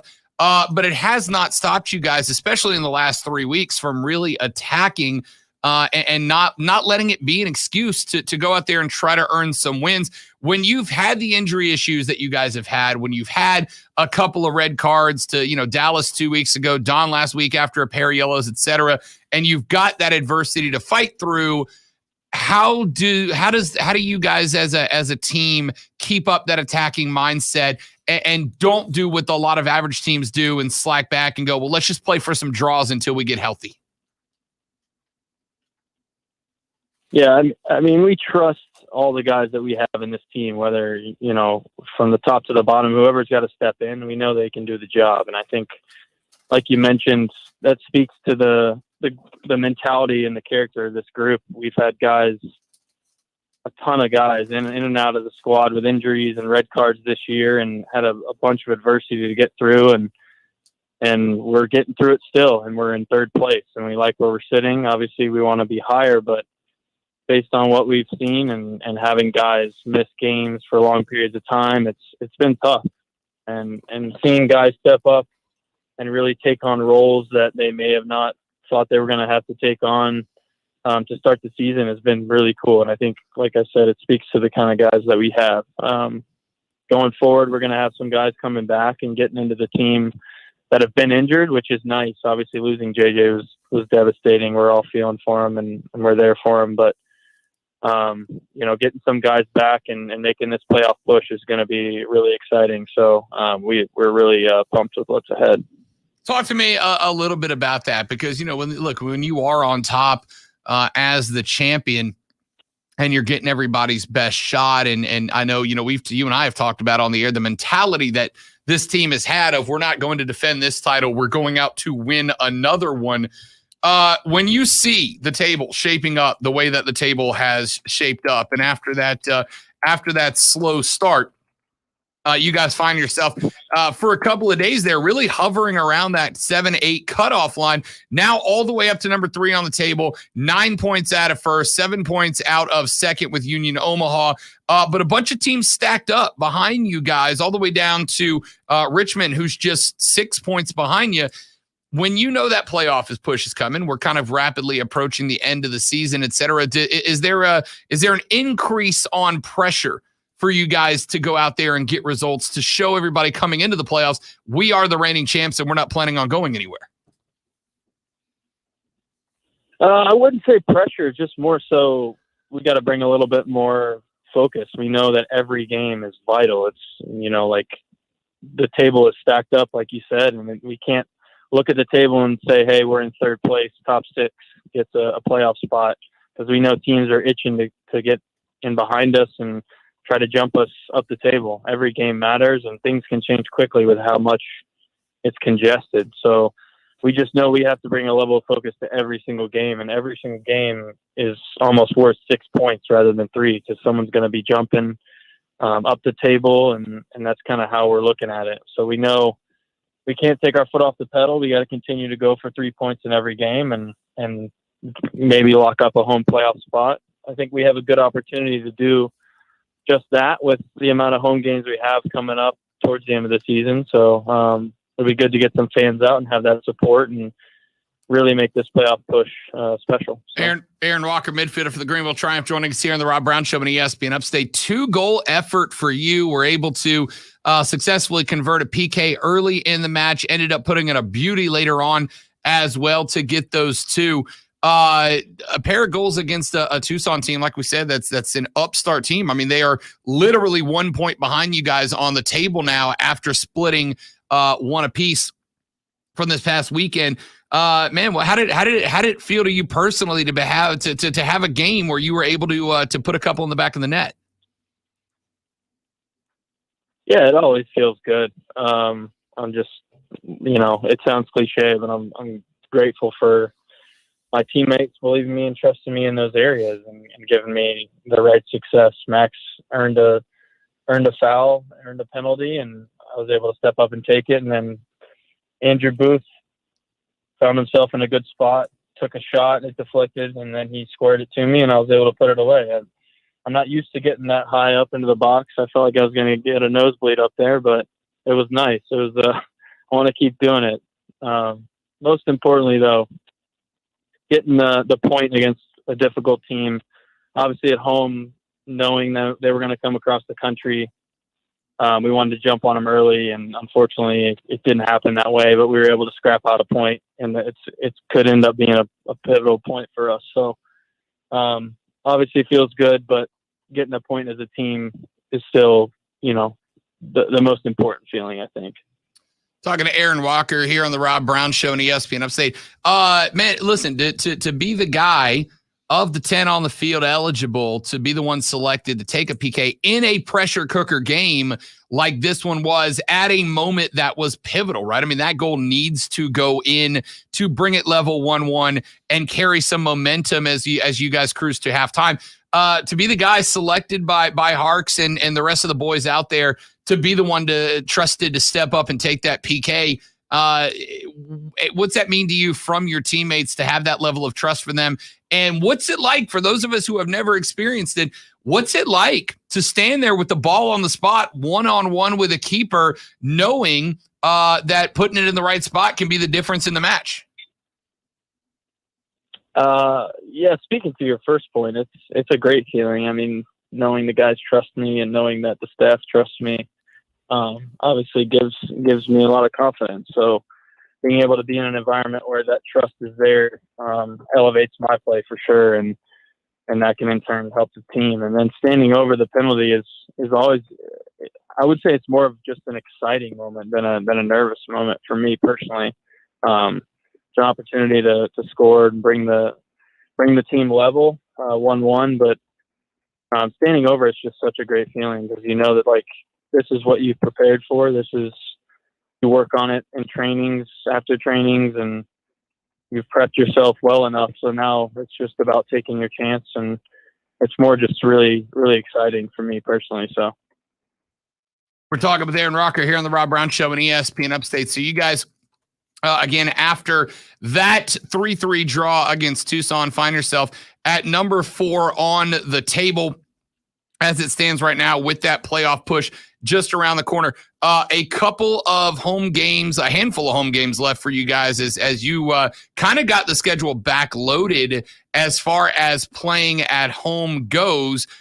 You've got Saturday back home against on the road at Forward Madison. You're back the next Friday, and then a handful of home games. I think you've got, if I counted correctly, you guys have like 5 consecutive homers to end the season. How big is it to make sure that legacy early is a castle that's defended well? Yeah, it's huge for us. I mean, the more fans we have out there and the more support we have, the more we feed off that, and it really does give us a lot of energy. So we want to call out to the fans, and hopefully we can have a huge turnout for these last couple games and make that playoff push proper. So the big one this weekend in Madison away, like you touched on, before we can get back and get some home games. We know Madison's in a good spot. They're lower in the table, but they also have a lot of games in hand to play. So we know, again, like this could be a big 6-point game, if you will. So big one this weekend, but coming back home is going to be great, and we want to get the fans out and feel that support if we can. Talking to Aaron Walker here on the Rob Brown Show and ESPN Upstate. Aaron, my man, congratulations. USL League One Team of the Week member, a pair of goals in a big 3-3 draw on the road this weekend at Fort Madison, and then 5 in a row back at Legacy early. You know we're going to be out in force, Aaron. Congratulations again, man. I appreciate the time. Thanks again for having me on. Always a pleasure, Rob. Absolutely mine. Thank you very much. That is Aaron Walker, midfielder for your Greenville Triumph. Again, a 3-3 draw at home against Tucson. They're on the road this weekend at Forward Madison. That is an enormous game. And then in October, they will be back home on October 1st against Fort Lauderdale. On the road at Union Omaha, the rivalry is on. That's an enormous match. On October 9th, a pair of homers Saturday, October 16th at home against New England Revolution. Then the next Saturday, October 23rd at 7 o'clock, taking on Chattanooga, followed by the last roadie on the road at North Carolina FC the night before Halloween. And that is how the schedule shapes up. Ladies and gentlemen, let's take a break. We're back after this. Lonzo and I will look through our picks from the weekend. That's the steam coming off my picks, Lonzo. That's what that was. It's ESPN Upstate.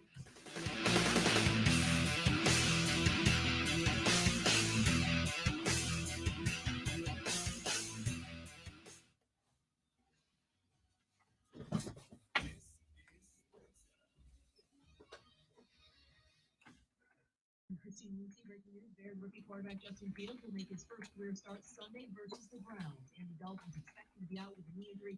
Coach Matt Nagy said Dalton is the starter once he's healthy enough to play. Unless, of course, Justin Fields goes out and lights it up and winning even more, then Andy Dalton will be, kept out for, reasons.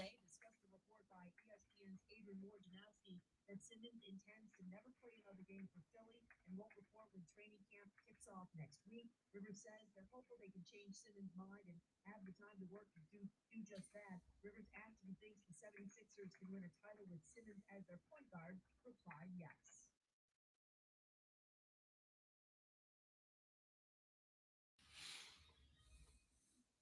From the Ingles Market Studio, this is ESPN Upstate. 97.7 FM Greenville, 97.1 FM Spartanburg, ESPN Upstate. An Odyssey station. At Allstate, we've been saying for a long time. But what exactly does that mean? I started buying, since I'm playing and DMing now, I decided to treat myself to a couple new pairs of dice that I really like. I found this website that sells surprise dice sets where they give you one full set plus a bag of random dice plus one guaranteed metal dice for $4.95. And I'm like, oh, that's cool, man. I pick up a couple of bags. So I went in and I grabbed 2 bags thinking, all right, $10 plus 3 or 4 for 3 or 4 from some other collections. And then I opened it and I put in 2 or from shipping, sorry. I bought $13, $23 in shipping for a bag of dice. I was like, all right, guys. Okay. I'm guessing they will not have return business from you. I suspect that you are correct. Oh, I didn't buy it. Like I'm not okay. doing $22. All right. I thought you discovered it later. Okay. No. No, they won't get return business because to get return business, you actually have to buy actual business. I've done that before too. Thought, man, this is a cool deal. I'm going to buy something and then look at the shipping and everything. It's like, no, thank you.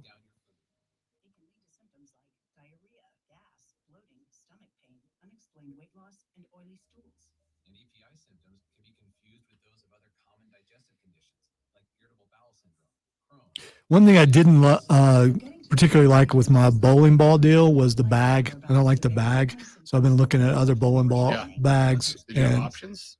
Not really. I mean, you could get the big kind where you where guys bring 3 or 4 bowling balls with them? No. But I've been looking it up. I found like a Kansas City one and found some other stuff like that. So I'm probably going to end up ordering one of those. I'm just worried about ordering something like that and getting it and find out that it's not really a bowling ball bag. And, Getting this for my brother for his birthday. Nice. How many people actually went out and bought baby gators and named them Gator Loki? Oh, there's some people out there. Come on. And they flush them down the toilet and then they make movies about it. Upstate golf card in the next break. And 4.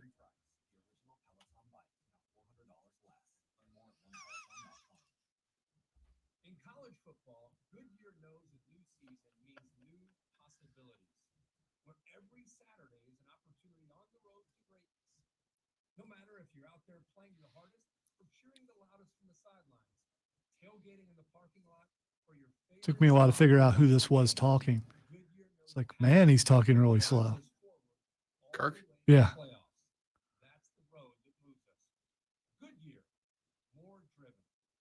Or almost like they slowed it down. I'll make it a 30. I know he only went 25. We'll make it a 30. Right. No one will notice.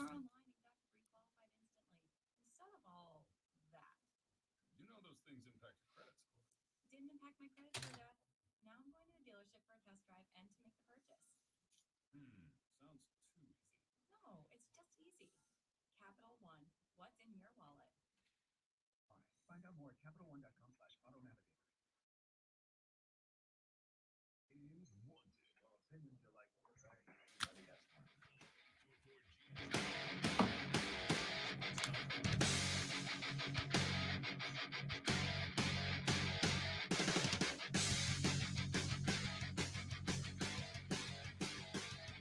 The Rob Brown Show is back on your radio. This is ESPN Upstate. I am Rob Brown. The great one, Lonzo, sitting directly across from me. Let's take a look at our picks from the weekend, shall we? Decent week for your boy. Lonzo was okay. Just a little behind the curve. 10-6 goes Rob Brown. 7-9 was Lonzo when we put them all together. Well, again, I want to point out this is my first time ever. I'm not going to hurt myself like he just did. I do regret it. Picking against the spread. It's my first time. You're not awful at all. 20-19-1 is Rob, 1 game over 500. 19-20-1 is Lonzo, 1 game under. Actually, we can't be 500 because we picked an odd number of games here so far. Nebraska at Oklahoma. OU, a 22.5 point favorite. And I think after Nebraska got slapped by Illinois in week 1, we were both down on Scott Frost Cornhuskers. They made a big deal coming into this one, Zoe, about how this was. By the way, real quick, I do have to address a mistake because I was screwing up a minute ago, looking at the schedule, and my dog Chris Lewis just texted me, the president of the club over there. I said 5 in a row at Legacy. 3 out of the final 5 are at home at Legacy early. Chris just texted me, said, "You said 5 in a row at Legacy, and I almost gave my staff a heart attack." Yeah, that's on me. That's my bad, boys. That's what happens, Lonzo, when you're trying to, like, I knew what my next question to Aaron was going to be. I just didn't know how I was going to say the words to set it up, and I got ahead of myself. So 3 of the last 5 for the Triumph are at home. Always, and it makes me appreciate how attentive people are to this program, including the bigwigs in the area. Oh, yeah. By the way, you know what? And I'll throw this out there.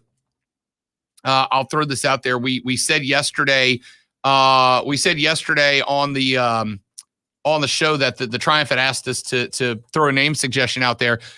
15 minutes left to vote on our poll. You can vote on the poll at the Rob Brown Show on Twitter. You can vote on the poll at ESPN Upstate on Twitter. And you go to facebook.com/ESPN Upstate and vote there as well on a text-based poll. I will tell you that as of right now, Lonzo, between all of the platforms that we have, put this poll up on over the past couple of days, we are just a tick shy of 200 votes. We will probably be at 200 votes when we get to the end of this. If you want to vote, you've got about 15 minutes left to vote on what the Triumph should name the women's team, the USLW League team that they are starting up. As of right now, the poll has selected, it's plenty of time to change. As of right now, the poll by just a touch over half have selected that they should also play under the Greenville Triumph moniker. We are rapidly approaching 200 votes. We will probably get there. You got 14 minutes left to vote at ESPN Upstate on Twitter or The Rob Brown Show. Greenville Triumph a tick over half the votes. The Greenville Liberty right now is in second place. They have 24.8% of the votes. Greenville Reign is third with a little over 10% of the votes. And then we've got 10%, just under 10% of the votes on a variety of other answers. But Triumph, your big leader, Liberty just behind that, and Reign is your third option as it stands right now. 15 minutes more to vote. Go to ESPNUpstate.com on Facebook or on Twitter, or find me on Twitter at The Rob Brown Show, and you can vote there. College picks, real quick. We're going to run over these in the next two segments. We both picked Oklahoma to win that game by over 22.5. And Lonzo, we could not have been more wrong. Nebraska went out there and put up a fight, 23-16. And if it wasn't for the blocked field goal that was turned into a touch or a 2-point, I think that game probably is even a little bit closer. Can we forego college for the rest of the year? Because as we can see this year, it's going to be rough. Yeah, you didn't do great. You didn't do awful. What I'm saying is college, especially last week, a lot of teams that were expected to do stuff did not deliver, and it's weird. It's going to be one of those weird years. You were 4-5 in college. It's not bad. That sucks, man. That's horrible. And you got let down by a couple of teams too. Like Florida State, no business losing to Wake Forest on the road the way they did. You got let down by FSU. We both got let down by Alabama. We thought Alabama was going to steamroll. Let's do this. Let's run to a break. When we come back here in just a minute, we'll look over those picks. We'll give you where our picks stood, our record as it stands right now, and we'll wrap up the hour on the Rob Brown Show. Rob Lonzo and you. This is ESPN Upstate.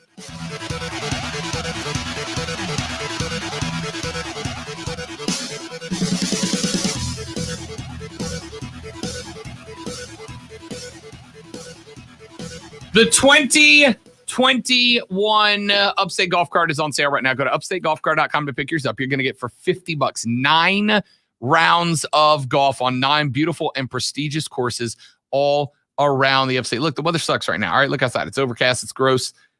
This weekend, going to be beautiful with a capital B. Get out there and play a little golf. Not only are you going to get to play, but you're going to get to play on 9 courses that are absolutely worth playing. And for $50, that is, and I'm bad at math, cheap dollars per round, ladies and gentlemen. But you got to get yours now. Supplies are limited. They will run out. They are still selling. Go to upstategolfcart.com to learn more. Upstategolfcart.com. It's the 2021 Upstate Golf Cart.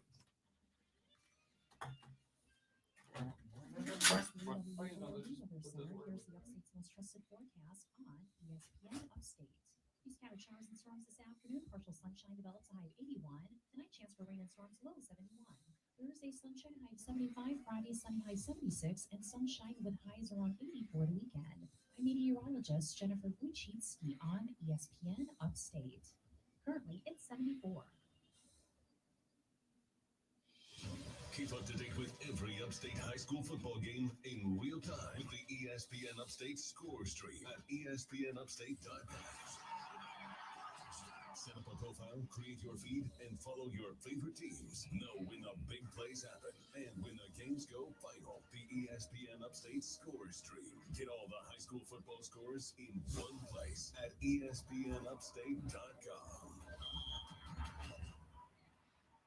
This feature is sponsored by Dell. Dell's semi-annual sale for business has arrived. Save up to 45% on Dell computers with Windows 10 Pro. Enjoy specials on Dell docks, monitors, and servers. Succeed anywhere with Windows 10 Pro. Call 877-ASK-DELL to speak to a Dell Technologies advisor. That's 877-ASK-DELL. There's nothing worse than coming home from a hot day to find out that your AC unit isn't working. When this happens, you need an HVAC company you can trust. A company like Priority Heating and Air. Their HVAC specialists will give your system a thorough checkup. And if you need a new unit, Priority Heating and Air is a proud distributor of the Coleman line of HVAC systems. So keep your family or business cool this summer and give Priority Heating and Air a call today at 591-1847 or find them online at PriorityHeatingandAirHVAC.com. Priority Heating and Air.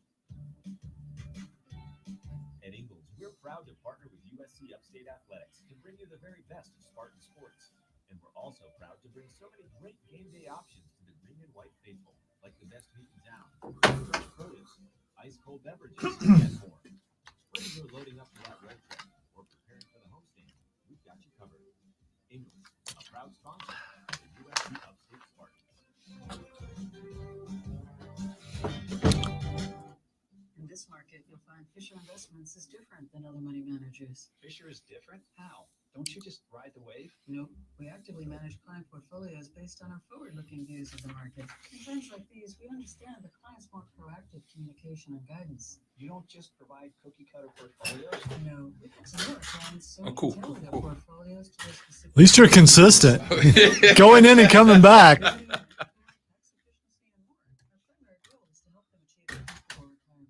you still sell investments that generate high commissions, right? No, we don't sell commission products. Fisher Investments is a fiduciary, the highest standard for a financial advisor. It means we're there for our clients and always put their interests first. So when do you make more money? Only when your clients make more money? Yep. It's a transparent, structured so we do better when our clients do better. Visit FisherInvestments.com to find out why investors like you are looking for us. Fisher Investments, clearly different money management. Investing in securities involves the risk of loss. I'd be here. With a big carrier, want you to sign a pricey long-term contract to get in on action. Well, no more. I need to reach out to Diddy and see if he can cover me for a couple of days in October because we had a leak. Oh. And the leak caused some floor to get really weak. Uh-oh. And I've got it covered right now, but I need to tear up the actual floor and put down wood, so to speak. And it's something I can't leave open, and I don't want to do in the evening because that's when nocturnal things come out. And if there's something living in it, it's an actual fear. It really is. I'm not just joking. Yeah, no, I know. Yeah, because of possums and raccoons. No, you're right. It is still funny. And it's cheaper, especially with the price of lumber right now, for me to do it myself. But I can't leave it open again because I don't know what will come up through there. And I don't want to get a panic call from my wife as she's working going, there's something in the house. I don't know what it is. Bring me a pan to fight this raccoon family. I don't know how to kill this chupacabra.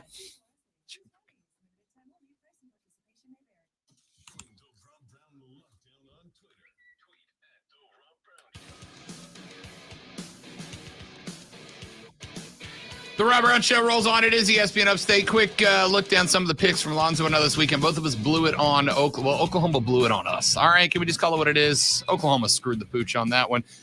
Cincinnati at Indiana. The Bearcats were a 4-point favorite. They ended up winning by 14. That is a cover for Rob Brown, and L for Zoe, who had the Hoosiers sticking around in that one. I liked West Virginia to be inside of 2.5. West Virginia to cover the 2.5 over Virginia Tech. Lonzo went the other. I tried to tell you about West Virginia, man. Nobody believes me. By the way, that Cincinnati game was looking good. You looked early good on. for a while till the very end. It was. Till the very end.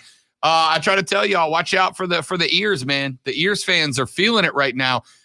West Virginia wins that game 27-21, so the 6 covers up the 2.5 for the ears. Michigan State at Miami. Y'all done cat picking Miami? Miami 6.5-point favorite, and instead Michigan State beats them 38-17. You know, other than Ohio State, which doesn't look as strong as projected, the Big Ten looking pretty good. It really does. It is right now, them and the SEC, they're the class. By the way, Miami now in a tropical depression. They're back, baby. Alabama 14.5-point favorites at Florida. And for about 30 minutes of this ball game, I thought they were covering and then some. And then Florida came storming back. They lose by a deuce. Alabama, a touchdown and a hook favorite. And that one fails for both Lonzo and I. Georgia Tech and Clemson. Both of us picked the Ramblin' Wreck to be inside of 29.5 when it was all said and done. 6 was the difference in that one. So that's a win for Lonzo and Rob. FSU at Wake Forest. Wake Forest, a 5.5-point favorite. That one did not go well for the boys. We both thought, hey, bounce back for the Noles, right? Emotional bounce back. They did not. 6 turnovers in that game for Florida State. They lose 35-14. Luckily, some of these are early on picks because we're so early in the season. Now we know to not trust in some of these Don't teams. trust FSU. Don't trust Miami. 100%.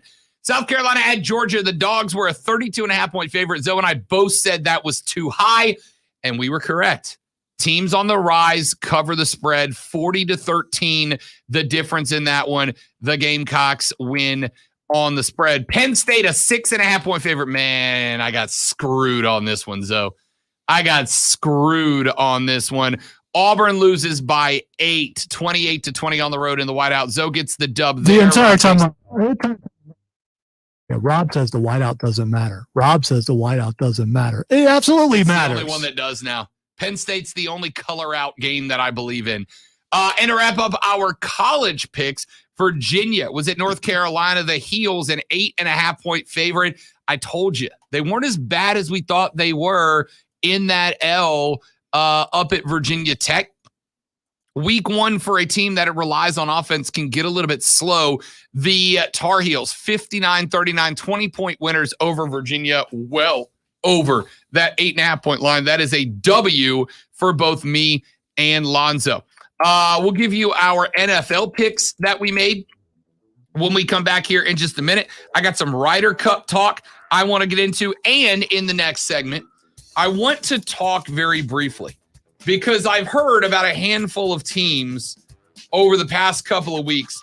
Oh, that's just an excuse. In sports, there are excuses and there are reasons. And reasons often get labeled excuses when they're not. What am I talking about? I'm glad you asked, hypothetical listener. I made up for this exact scenario. I'll tell you when we come back on The Rob Brown Show. Rob Alonzo, you at ESPN Upstate. 14 years ago was that one. Does it make you feel old? Holy.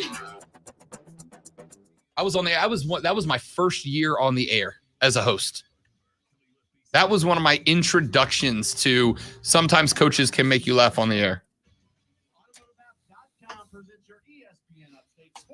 Hey, Zoe, how many interceptions will Jameis throw this season, over or under 17? Keep in mind there are 17 games this year. See, I wish you would ask me this question after the next game because you got to call it now. Yeah, because we don't. Because it was first week Jameis or second week. Yeah, keep in mind, second he was playing behind a banged up offensive line. I am going to go with the history and say over. Say over? Yep. I don't hate that. It doesn't offend me. Like it says, Clemson's offensive line got an NIL deal as well. There's for Swiss cheese. That's because of all. Lightning fast sports alerts so you never miss a thing. It's why the Score app is one of North America's most popular sports apps. With your ESPN Upstate Sports Center update, I'm Matt Pauley. You heard the Rob Brown Show? You didn't find him entertaining, not smart. Entertaining. I have never found Gronk entertaining. All right. Well, then that's just a subjective difference in opinion because the guy kills me. He cracks. Because if Rob Brown was an NFL football player, that's all he is. That's all he is. He is the guy who's been at college for 8-9 years. He's the guy who lives at the fraternity house. He's never going to graduate. He's always in all the 4 or 5 keggers, and people don't even question why he's still there. oh my God. That was the greatest thing. You've had that percent on air in your entire career. One more, I got 69 touchdowns. You know what I mean? It's so good.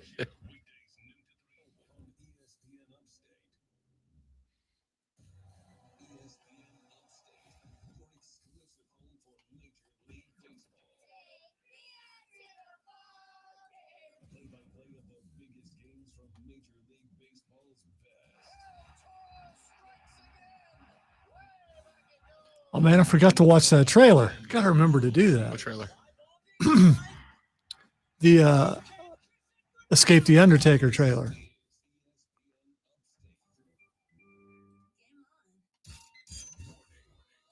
The Miz is on Dancing with the Stars this season. I know.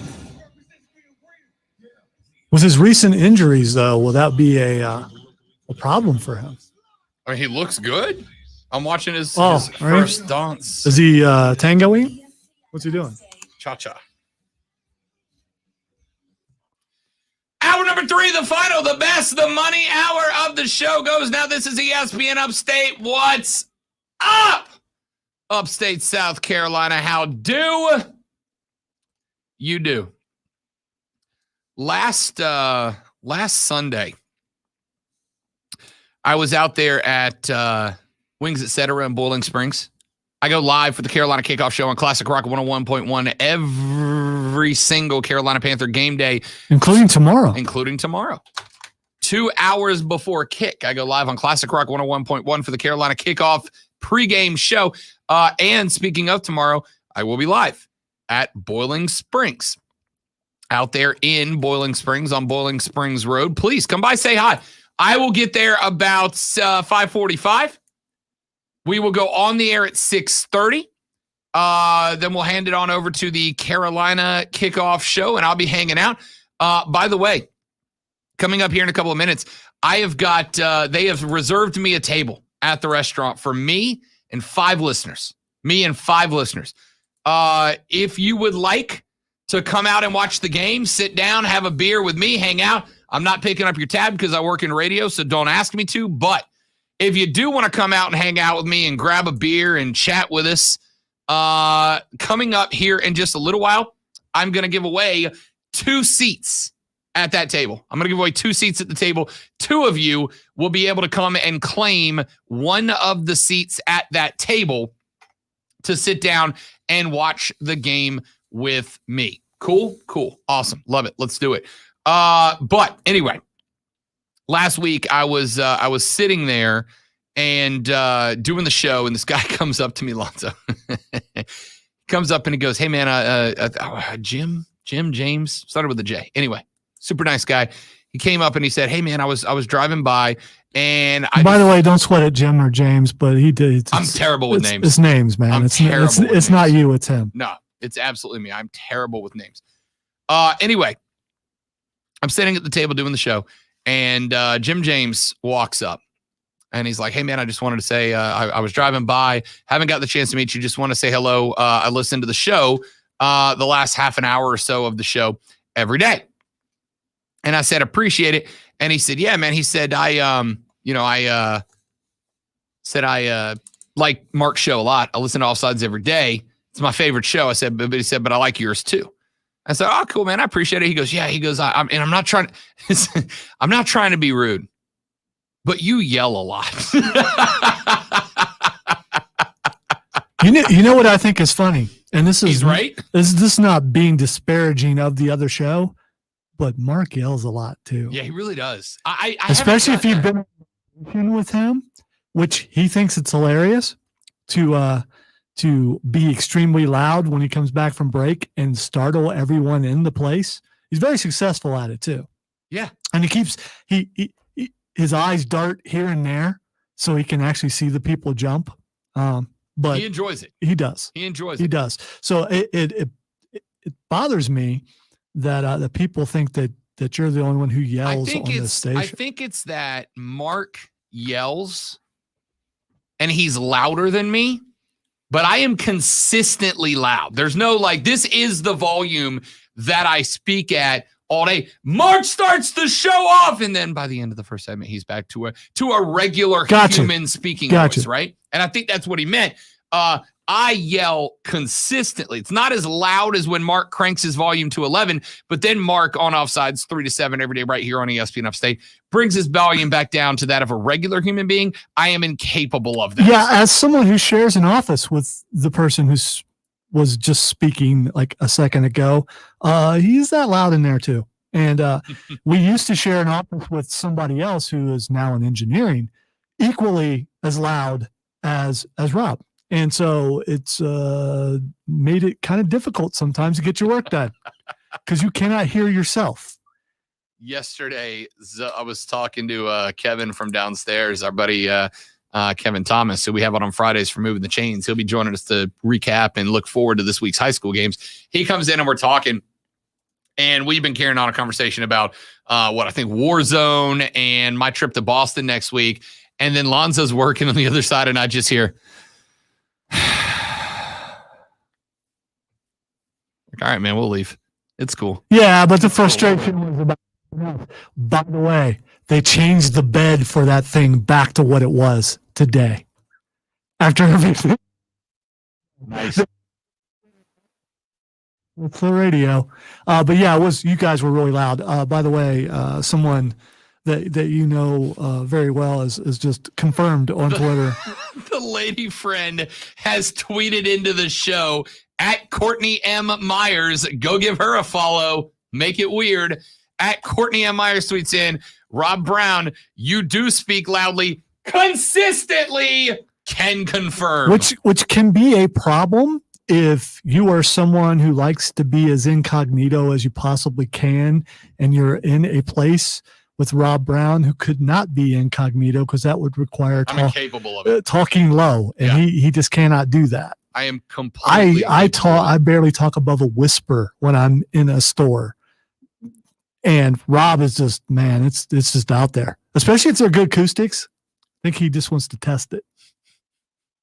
That's what happens when you play in a rock and roll band, I suppose. Thanks, babe.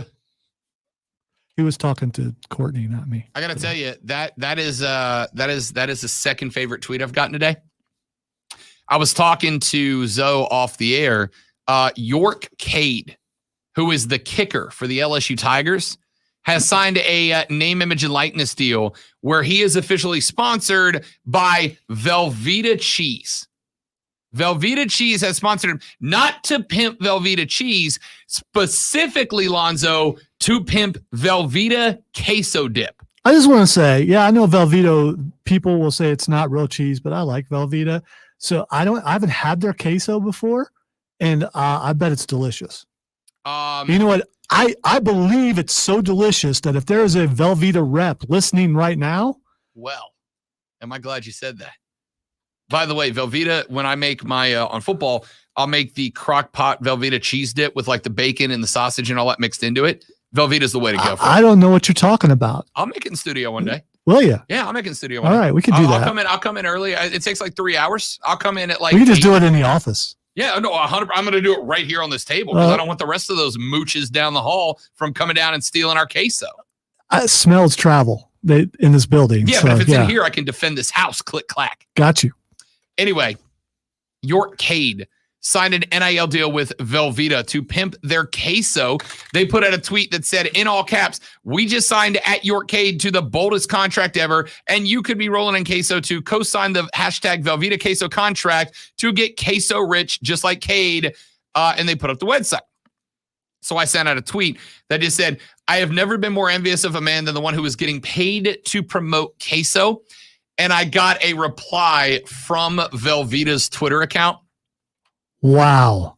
That says queso spelled QueseauX.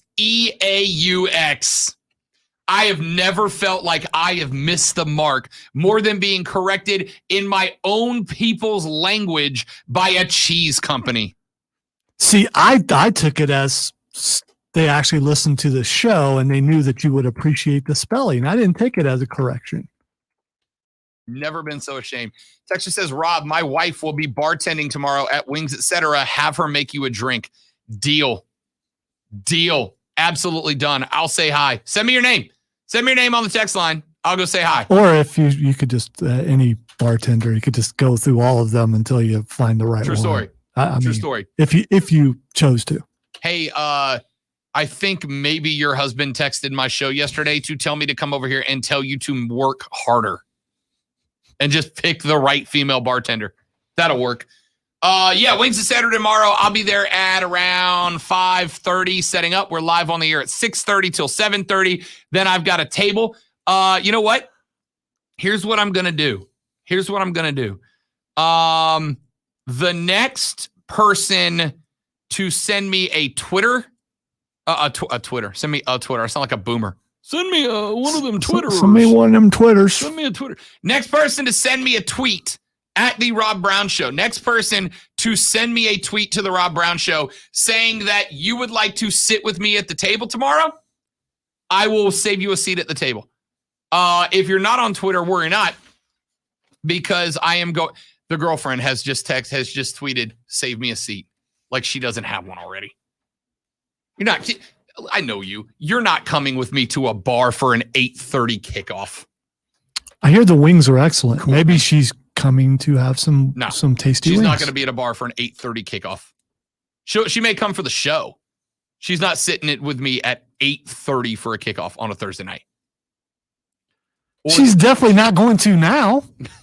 Or this is me reverse psychologying her to make her do it. No, you're not that clever. Thanks, buddy. Thanks.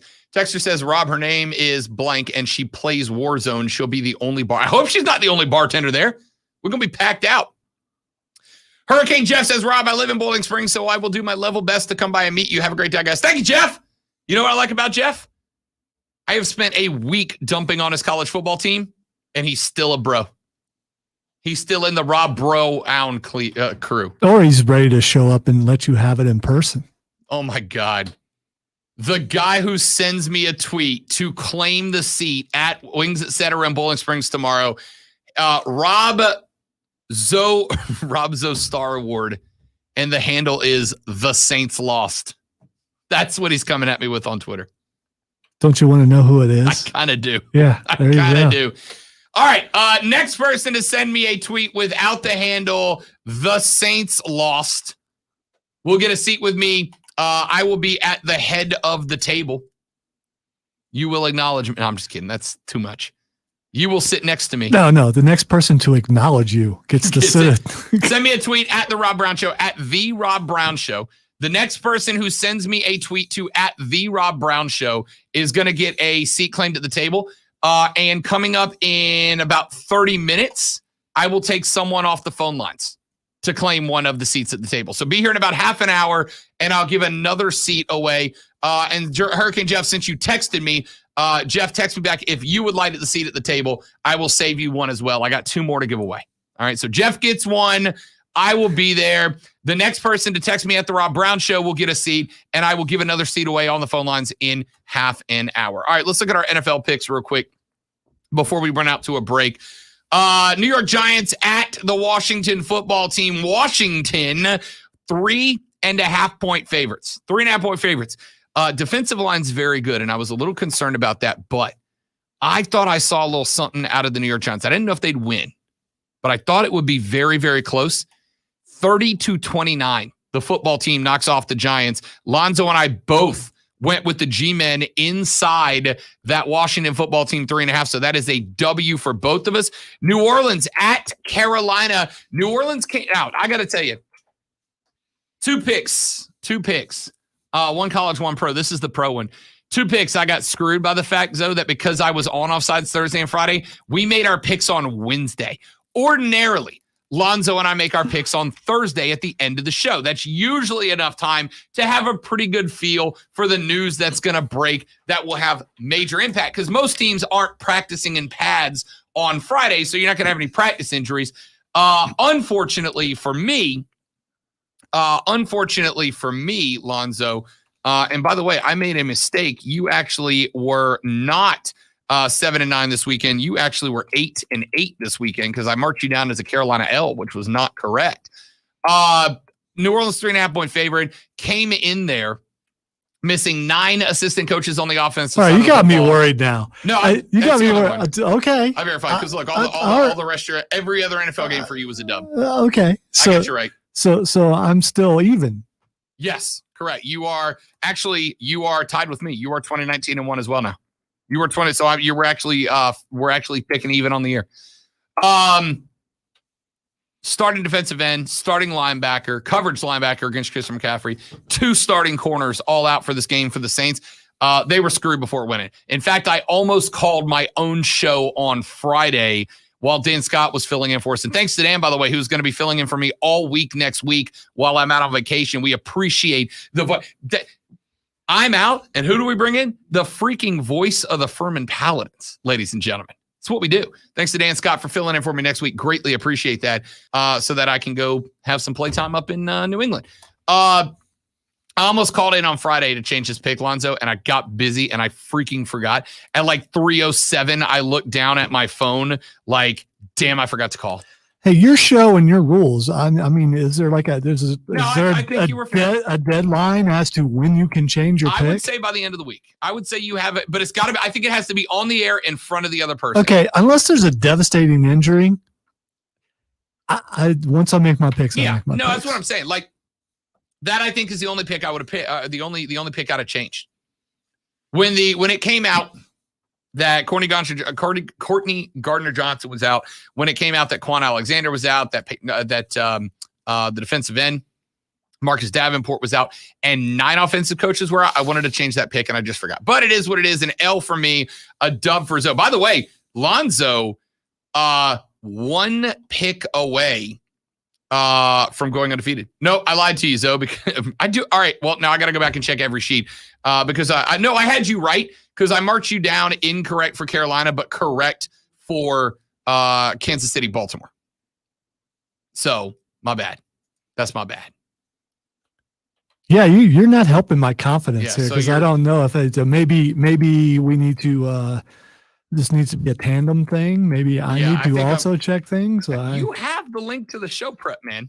It's in there. Do I? It's in there, yes. Do I? It's a Google Doc. I shared it to you. Yeah. When? Like last year? When you started the show. Yeah, I know. But, well, you know what? Share it to me again. Deal. When things change over. Yeah. No, when things change over. All our systems, when they change over. Which has been moved, by the way. No, it's been moved. Saw that. Office talk. Buffalo against Miami. A pair of dubs for the boys here. Both of us have Buffalo covering up the 2.5. They only shut out the Dolphins 35-0. Bounce back city. Good win for the boys after a rough one against the Steelers. They get it back.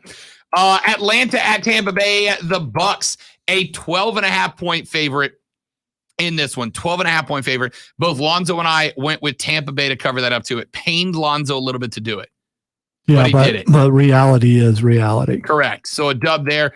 An L for me and Lonzo. Kansas City taking on Baltimore. The Chiefs, 3.5-point favorite over the Ravens.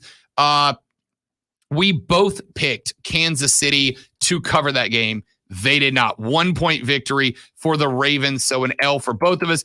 Detroit at Green Bay. The Pack, an 11.5-point favorite. 11.5-point favorite in this one. Went back and looked. In games in Aaron Rodgers' career, in games where Aaron Rodgers lost the week before by 24 or more, Lonzo, he was 4-0, and every win was by 14 points or better. So we play the odds there. We play that Aaron Rodgers would follow history, and he did. A blowout win. Now, granted, that game was a freaking game for about 3.5 quarters before the Packers blew it open at the very end. We were one big momentum play away from losing this one, but Aaron Rodgers and the Pack show up late. On the week, Rob goes 10-6. On the week, Lonzo checks in at 8-8. Our season records as they stand through week 3 of college, week 2 of the National Football League. I am 20-19-1. Lonzo is 19-20-1. So we are within a game of each other as of this point on the season. Are you sure your math's right? You're absolutely sure. Reasonably because you've changed things like 3 or 4 times I think what I did was when I was putting the actual scores in, I flipped the scores of the Carolina game where you picked the Panthers and the Kansas City game where you picked the Chiefs, and so I just wrote them down backwards. So we're good. We're all good, I think. Okay. I am curious. This is why I don't offer accounting services. There we go. How did Diesel do? Did you do this with Diesel last year? I did. I'm curious how he did. But I don't remember. I don't think we did spread. I think we just did highlight games straight up. Like any game inside. I think if we were going straight up, we'd be doing really well. Oh, right yeah. now. If we were going straight up, we'd be hitting at 80%. Because most of the ones we lost have been relatively close. We're picking straight up, we'd be dominating. But that's not fun. That's boring. You're just stat padding at that point. Anytime you win, it's fun. Nah, picking straight up is stat padding. All right. Let's take a break. When we come back, I want to talk about the difference between reasons and excuses when it comes to sports, especially considering the text that just came in that said Panthers would still have won that game. I'm not arguing that. They might have. They get to play them again, and we'll find out. True story. But there's a difference between reasons and excuses. I'll explain that what it is when we come back on the Rob Brown Show. Lonzo, it's ESPN Upstate.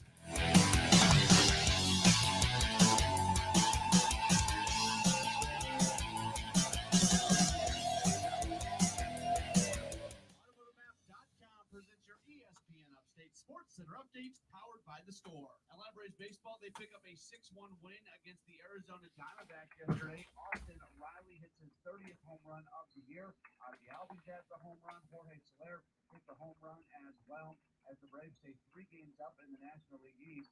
The Phillies do also win yesterday as they knocked off Baltimore. I like how deadlines are moved because no one's doing what they're supposed to be doing, including me. I'm not going to act like, oh yeah, I'm one of them people.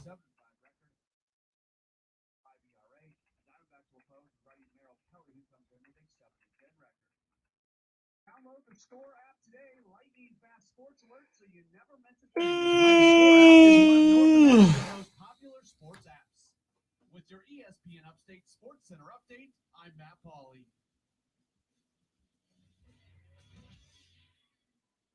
Hey, Paladin fans, Dan Scott here. It is Southern Conference opener weekend at Paladin Stadium this Saturday. The Mercer Bears are coming. So tomorrow, if I break 200 a couple of times, you coming back? Oh yeah, I ain't backing down. I love that you're going to go from a 142 to a 200 over a ball. It was 135, but I appreciate you giving me more than. Oh no, sorry. Yeah. Stinking turkey. Regenerative solutions are here, bringing lasting relief from joint pain with no downtime, no surgery, no steroids. QC Kinetics uses natural biologic therapies that restore and repair damaged tissue in your knees, shoulders, hips, and back. Patients here are raving about the results. Listen, you don't have to live with that chronic pain, and don't think surgery is your only option. Call QC Kinetics now. Learn about these exciting natural alternatives. Hey, you've heard football legend Emmitt Smith talk about QC. It's time to see what this is all about. Fall is the time to enjoy life to the fullest. Act now. Restorative, regenerative therapies are available here, and the in-office consultation is free. Call QC Kinetics at 864-448-3772. Non-surgical joint pain relief. 864-448-3772. 864-448-3772. That's 448-3772. Mad World Haunted Attraction is now open. Voted one of America's top haunts and #1 in South Carolina. Experience the biggest and scariest haunted attraction. Full of dark woods, incredible set designs, special effects, and top-notch actors. Grab your friends and get ready to scream. Mad World is more than just a haunted house. There are escape rooms, scary carnival games, concessions, bonfire, amazing photo opportunities, a gift shop, and our brand new 18-hole Ghost Town Mini Golf. Mad World has scary entertainment for all ages, including families, adults, teenagers, and the adrenaline junkies at heart. Located in Piedmont. So I was just looking this up because I was curious about something. How do you fix sticky bowling shoes? Because that could have been the problem. And buy your own shoes. Done that.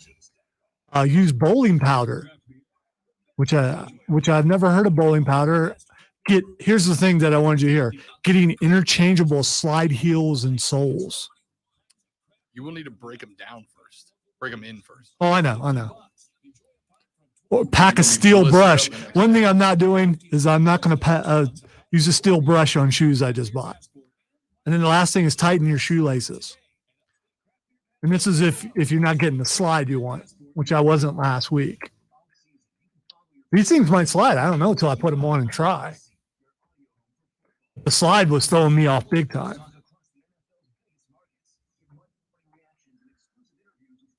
Now I need to go buy it. There's actually videos on this. I got to check this out. How to scuff bowling shoes to increase or reduce slide. You know, sometimes when you Google things, you think, yeah, no one's ever actually good. And then you find out that, yeah, everyone. The first word and yeah. it's like the first question that comes up. And then you're almost disappointed that you're not unique in your question, but at the same time, you're glad because there are solutions. Yeah. If you look at my how do I fill in the blank search queries on YouTube, they're all over the place. And there is always a video. Always. It doesn't matter what you need to know how to do. There is always a video on YouTube of here's how you do that thing. Wow. So there's Ebonite Ultra Slide Powder, Brunswick Power Slide, Storm Bowling Scented. So, I mean, I don't know if you need your... I don't know. I don't know if I want to go that far. I'm just going to adjust. But because I wonder also, do bowling alleys, do they have a problem with you using something like that? And that's only if you ask them. Hey, we're learning as we go. It's what we do. Croissants. Hey, you want a croissant? By the way, NXT wrestling finally has a gangster type guy. He's an Italian kind of guy. His promos are excellent.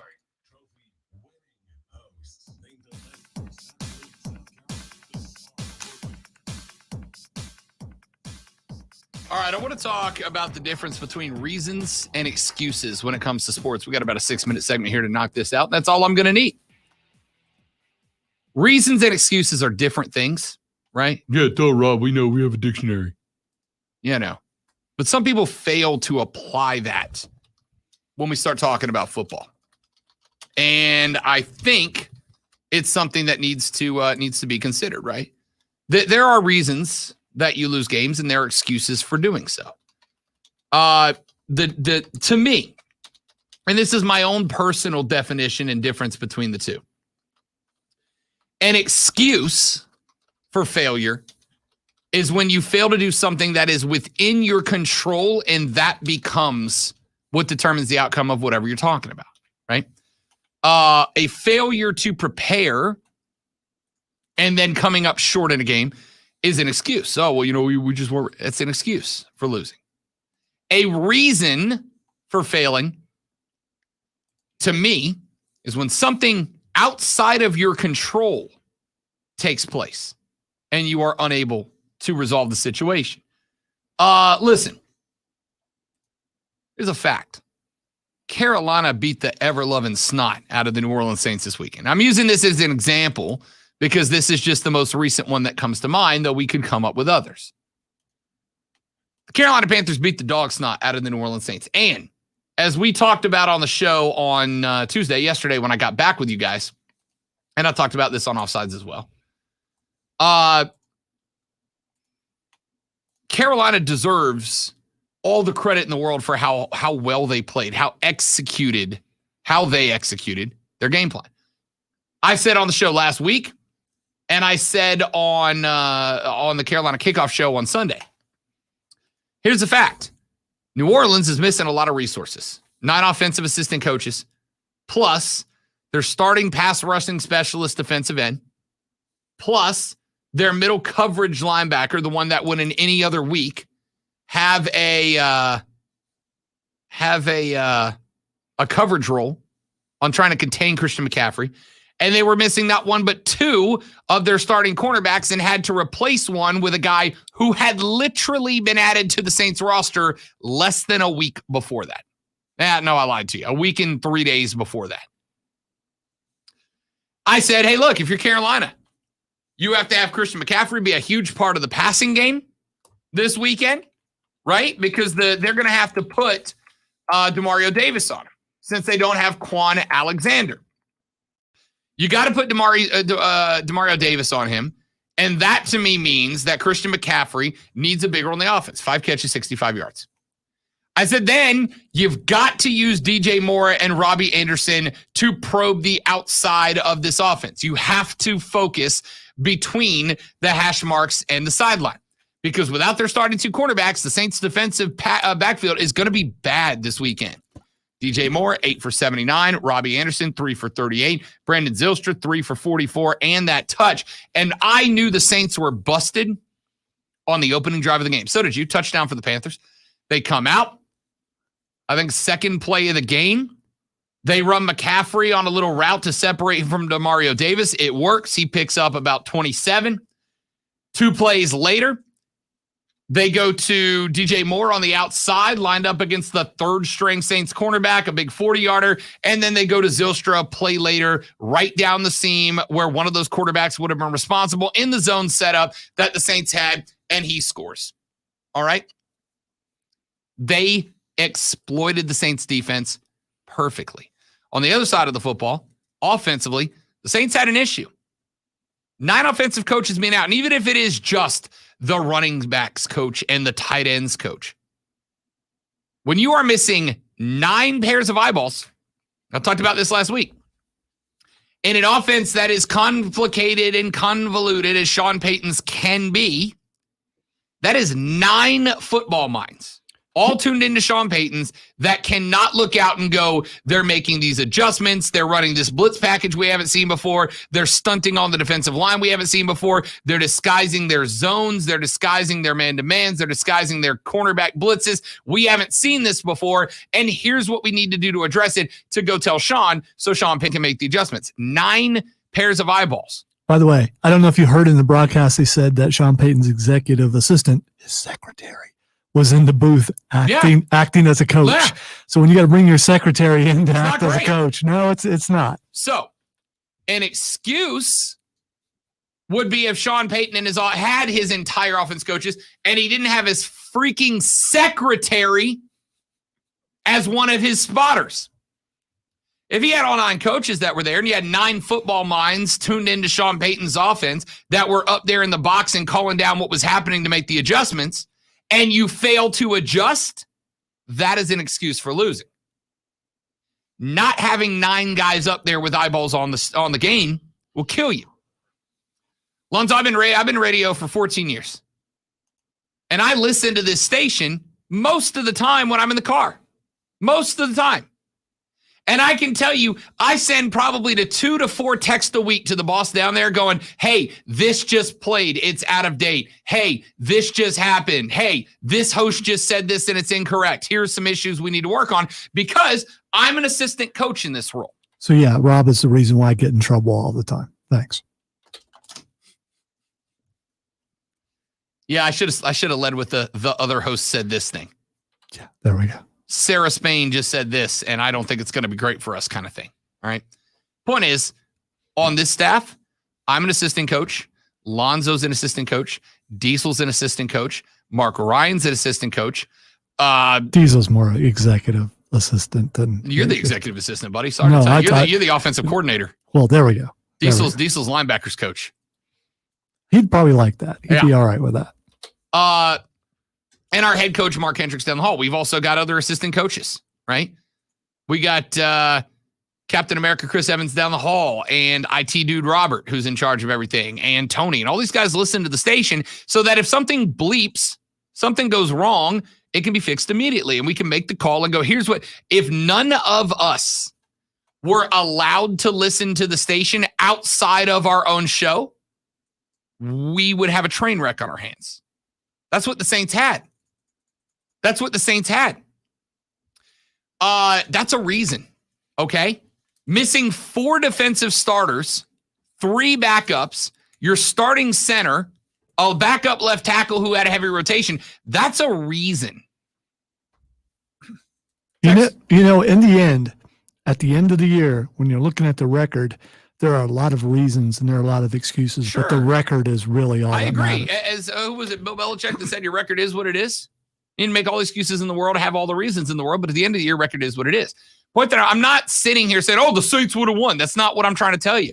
What I'm saying is I get I see football teams all the time they're just making excuses. No, sometimes there's reasons. Well, the reason Kansas City lost in the Super Bowl last year is both their tackles went down in injury, and Patrick Mahomes was running for his life the entire game. I got another example for you. A couple of months ago, Simone Biles in the Olympics pulls out of a handful of events that she is traditionally a powerhouse in.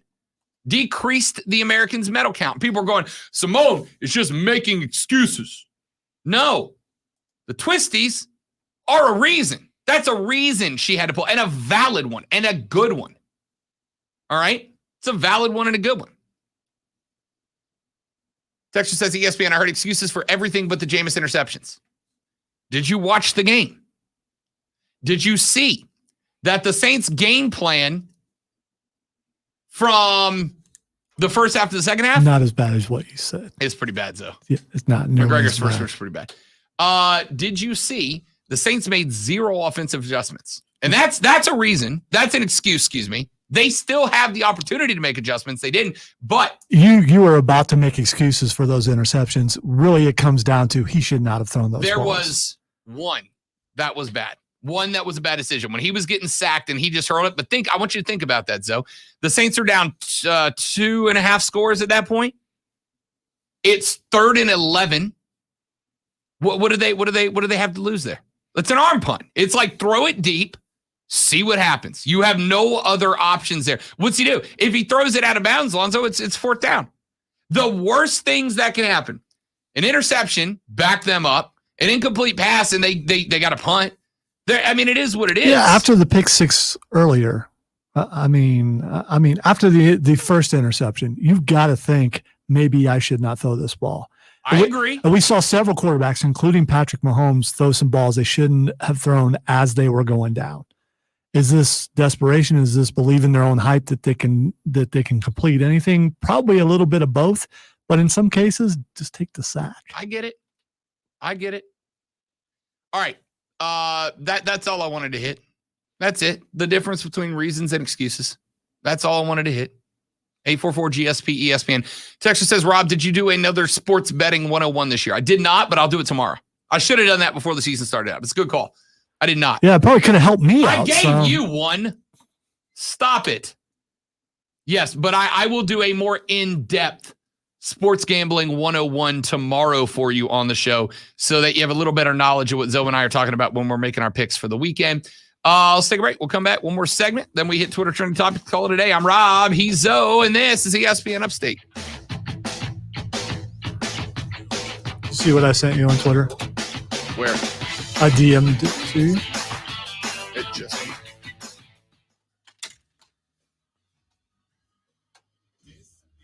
Oh, I'm glad you brought that. Solid follow-up. That's cool, though. I like that.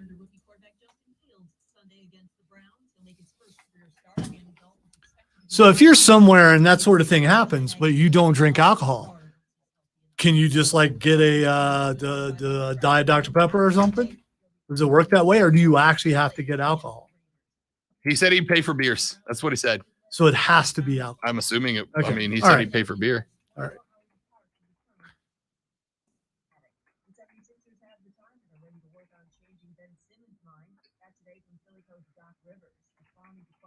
So if you're there and you're a designated driver, you just out of luck. I think he made a gag on the radio and then it turned into a thing. Sounds rather pricey. $14,000.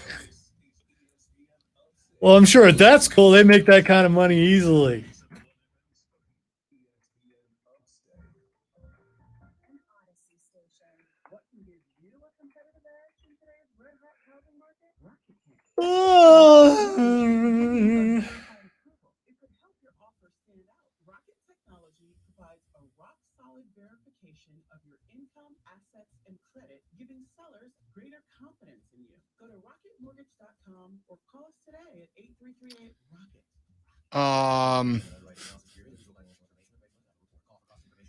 Birmingham police report that last night during a POD concert, 2 men crashed a car into the Zydeco bar on Birmingham's south side.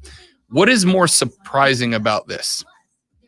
That a car crashed into a bar at 10:30 on a Tuesday night, or that POD was playing a concert. It's kind of mean. You know, there are a lot of bands that play smaller clubs and things like that when they're on the other side of their height of popularity. It's just a POD joke. Yeah, it's an insult. Yeah, I mean, it was a veiled insult as a joke. Yeah. I mean, I'm not the biggest POD fan. I do have some of their. Didn't they start as a Christian band? That's what I thought.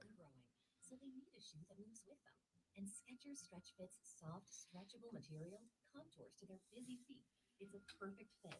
And not only do they fit like a dream, they perform like one too. Skechers Stretch Fit keeps your child's feet comfortable all day long.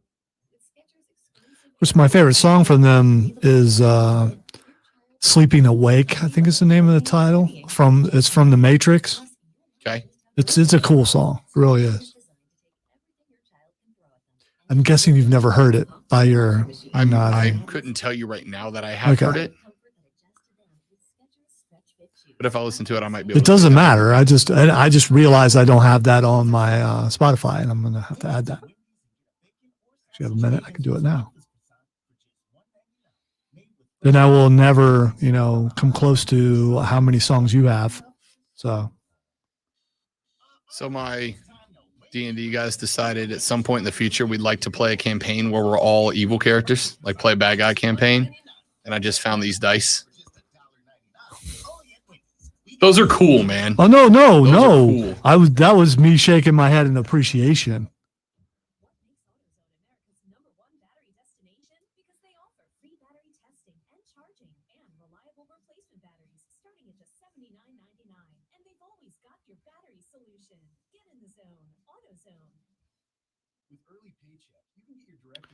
I don't know. Should I try the remaster or just go with the regular song? Remaster. No, because sometimes remasters they take away things that might be, even though it might be considered a flaw in the song, but it stands out and it's something you like. And sometimes remasters, the vocals are just too good compared to what they were. It just right.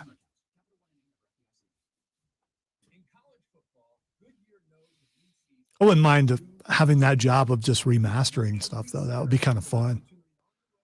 Especially if a bunch of different bands come in for you to remaster.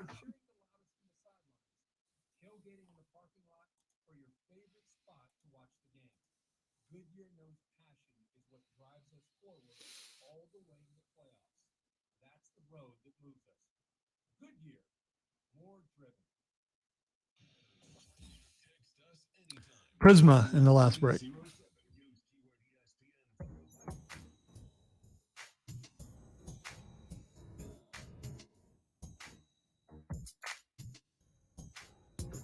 The Rob Brown Show rolls on. It's ESPN Upstate. I almost blew it, man. Almost blew it. Couldn't get the button to work. But we good. So instead, you used a hammer on it. Punched it. But don't worry. What's everything in life you can fix with a hammer, duct tape, and WD-40. If it's stuck together and it's not supposed to be, hit with a hammer. If it's not stuck together and it's supposed to be, use WD-40. And if it's supposed to, or use duct tape. And if it is, if it doesn't move and it's supposed to, use the WD-40. You hit those three things, you got everything covered. One of my favorite things to do, and you should try this, is go down to engineering and ask, can you borrow a hammer? Now I'm gonna. The look is priceless. It really is. Let me get clip number 7 and 7A. I'm gonna play them both real quick. Yesterday we played you this first clip from Shane Beamer, and I'm playing it again because I love it as much as I do. All right. I gotta tell you, I'm hoping the guy can coach, and I'm hoping the guy's the solution, because Shane Beamer is winning me over. Shane Beamer is winning me over in a big way. He was asked over the weekend about Georgia's defensive performance, and he dropped this fan as a coach bomb on us. Shane, obviously they've got a really good defensive line over there. Just what were they doing to maybe make things physical on the offensive side and maybe being able to get a push? Who was doing? Georgia's defensive line. What were they doing to maybe make things difficult on the offense? They've got like 100 5-star football players on their defense. They have a defensive lineman that weighs 340 pounds and runs better than everybody on this call. They've got 5-star defensive backs. They're big and physical and fast. I mean, other than that, they're really freaking good. That's why they have the top defense in the country. They're hard to run the football on. So there wasn't some magical scheme they came out with tonight. They got 5-star recruits everywhere, and they play really physical. Damn. I love that tag at the end. Love that tag at the end. Damn. Second clip 7A. That won me over because it was so antithetical from coach speech. It was so the opposite of how any other coach would answer that question. Then, a couple hours later, the Gamecocks put up a message from Coach Beamer on their social media account, and I loved it. It sounds like this. Gamecock Nation, listen to me. We need you there early. We need Gamecock Walk to be even bigger and louder than what it was last time. We need the cockpit to be louder and more disruptive than it's ever been. We need an environment Saturday night that will be a true home field advantage. We're all in this thing together, and we will need you on Saturday night. Love it. Love it. It's young. It's cool. It's energetic. It's exciting. I love it. That's exactly what I'm looking for. That's the type of energy I'm looking for out of my head coach. It sounded like a coach who is trying to get Willie B to be what Willie B needs to be against Kentucky this weekend. I'm going to tell you straight up, Lonzo, I hope this guy is the right guy to turn this program around, because as a dude, Shane Beamer is a coach that I would jump behind. You know, I hate to compare this, but a lot of people are. This does remind you of Dabo Swinney in a way. He was a guy that people really liked. He was a rah-rah kind of guy. You hoped, especially if you're a Clemson fan, that he was able to win, and eventually he did. Hopefully Shane Beamer can reach the heights that Dabo did. If anything, compete for the East again. That would be amazing. And yeah, love his excitement. I love that the team is playing like a team again, and we'll see what happens in the future, but it looks pretty good right now. Dude, absolutely loved it. Absolutely loved it. All right, we got to run to our final break of the show. I'll tell you what, I'm going to make this real easy.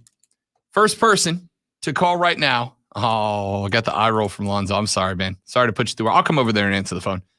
First person to call. Don't do that, because if the boss is listening, he doesn't want to do his job. What's wrong with that? First person to call 844-GSP-ESPN. Tell Lonzo that you want to sit with me for the Panther-Texans game tomorrow. You will get a seat at the table. First person to call right now and tell me that you want to sit with me for the Panthers-Texans game tomorrow. Give Lonzo your name, your phone number. First person to call that we answer the phone at 844-GSP-ESPN, you are going to win a seat at the table with me tomorrow for the Panthers-Texans game. Back after this for Twitter Trending Topics to wrap up the show on The Rob Brown Show and ESPN Upstate. Prisma.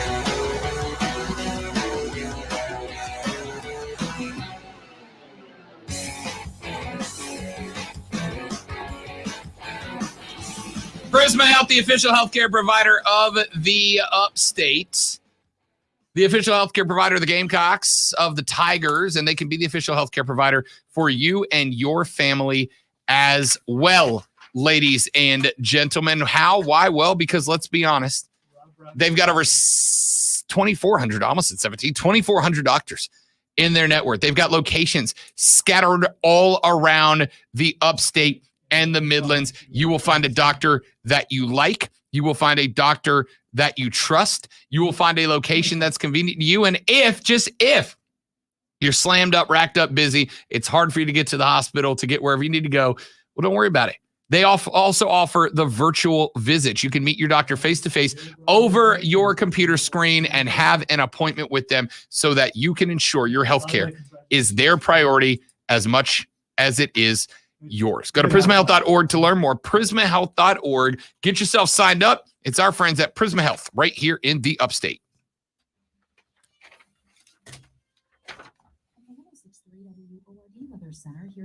I don't know where to through the spot. Not as easy as you think.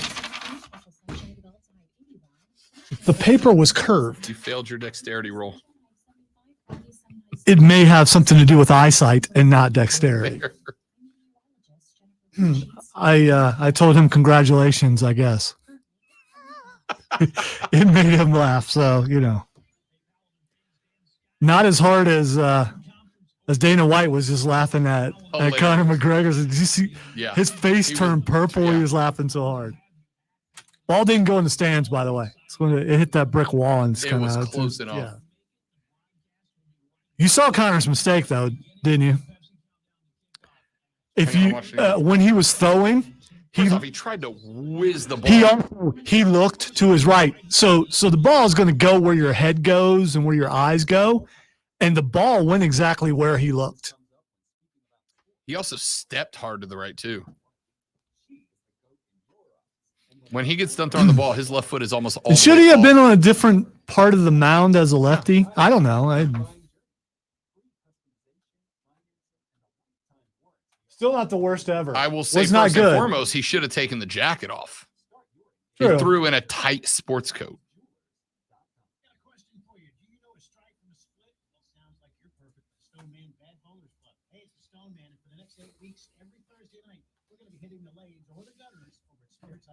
Some of us will.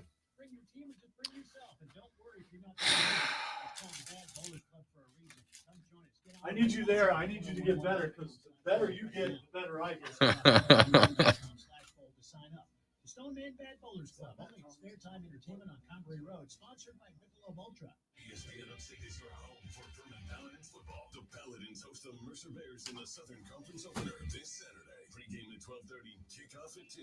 Every game on ESPN Upstate, 97.7 FM Greenville, 97.1 FM Spartanburg, and on the Odyssey app. Liberty Mutual Insurance Company presents. And we're back with Limu, Emu, and Doug for the final question. Category is things you climb. All right, Limu, what do you think? Yeah. We're going with Liberty Mutual customizes your car. Don't worry, if that's who I think it is next to his Jeep, it's so close. We were looking for somebody we know. I mean, that's what it looks like. One of our polos. Only pay for what you need. it's somebody I know. Oh, okay. Can't believe he still has it. Of all the things you do to protect your health, none is more important than Well, staying wait on the same your entire life. Here's a little encouragement. I would not know what that's like. 50 extra bucks rewards each year just for filling your prescriptions. That's healthier, made easier. Visit your local CVS to sign up and start earning now. Terms and conditions apply. Not available in all states. See cvs.com/rxrewards or the pharmacy for details. What if you could put the same type of rigor that the pro leagues use for players into your hiring process? Well, you can. When you use ZipRecruiter. Kentucky is blaring Sandstorm with the Gamecock noises over their PR system at their practice today. No wonder 4 out of 5 employers who post on ZipRecruiter get a quality candidate. He doesn't have his phone on. And right now, Not you as can try ZipRecruiter for free at this exclusive website. And they should. That's still not going to help. I mean, with the loud music doesn't. You're still not looking around seeing the visual of everybody all around you. Yeah. Collecting dust in your garage. Harley, Honda, Polaris, Yamaha, or anything like it. That's the guy I did a sports show with for 14 years. I know who he is. I started him in radio. He owes me money for that. Use promo code radio for an extra $300 on your cash offer. Get your cash offer today. RumbleOn.com. Fast bikes, faster cash. This report is sponsored by Wendy's Breakfast. What's the deal? $1.99 breakfast croissants. Right now at Wendy's, you can get a sausage or bacon, egg, and Swiss croissant for just $1.99. Fresh cracked eggs, oven-baked bacon. Fresh crap eggs. All on a hot, buttery, flaky croissant. Choose wisely. Choose Wendy's. Limited time only. Price and participation may vary.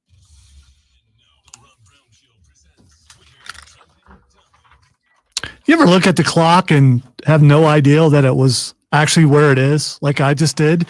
Time for Twitter trending time. Hey, man.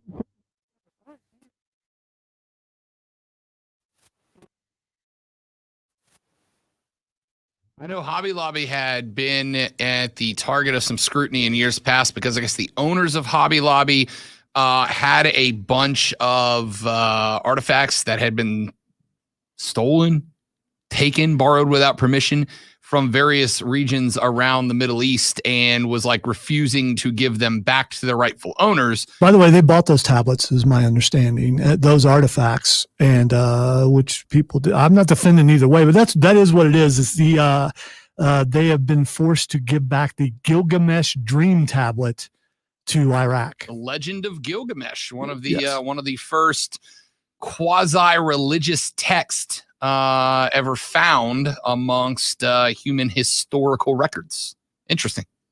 Yeah, I wonder if out of pocket, how much they paid for that. I guess they get stuck with they don't get their money back, right? I mean, it's probably going to come across. It's probably going to come across as the source they bought it from obtained it illegally, because that's the big thing with the premise of the black market, right? Like people gain it's happened with art. It happens with art all the time. People gain things to the black market and then they sell it to private collectors who keep those items stowed including away. Museums. Everything in the museum was not gotten, Sure. on the up and up. Yeah, that's one of the big right now. One debate I find very interesting is, for instance, the Museum of History in Great Britain is filled with stuff that was frankly stolen at time periods where Britain had colonies all over the world, and a lot of those places, like Egypt specifically, have started to ask for those artifacts back since they were effectively stolen by the Brits years ago. And it puts museums in a difficult situation because that's how they get money to preserve these things. And then you have situations like a number of years ago when a bunch of tablets were sent back to Afghanistan, and then you had the Taliban basically start firebombing museums. So these artifacts were just being destroyed. They could have been preserved. It's a very interesting conversation about ethics v. conversation, conservation of human recorded history. All right, one more. Wonder Years. Yeah, I guess a reboot, a new version of the Wonder Years. It's a similar show. It's not a reboot per se. It is the Wonder Years, narrated by Don Cheadle, if I recall correctly. He's going to be the narrator. That will give kind of a Wonder Years feel of an African American family growing up in the good 60s. I'm interested. I'll give it a shot. We'll see how it goes. See if they do old Fred Savage justice. That's going to do it, ladies and gentlemen. Big day on the show tomorrow. I want to make sure you're here for it. Again, I'll be live tomorrow at Bowling Springs, Wings, etc. 2 hours before Carolina kickoff. Come out and see me. For Lonzo, I'm Rob, Mark, Ryan, and Diesel. Up next with Offsides. Enjoy that right here on ESPN Upstate. Later, brother.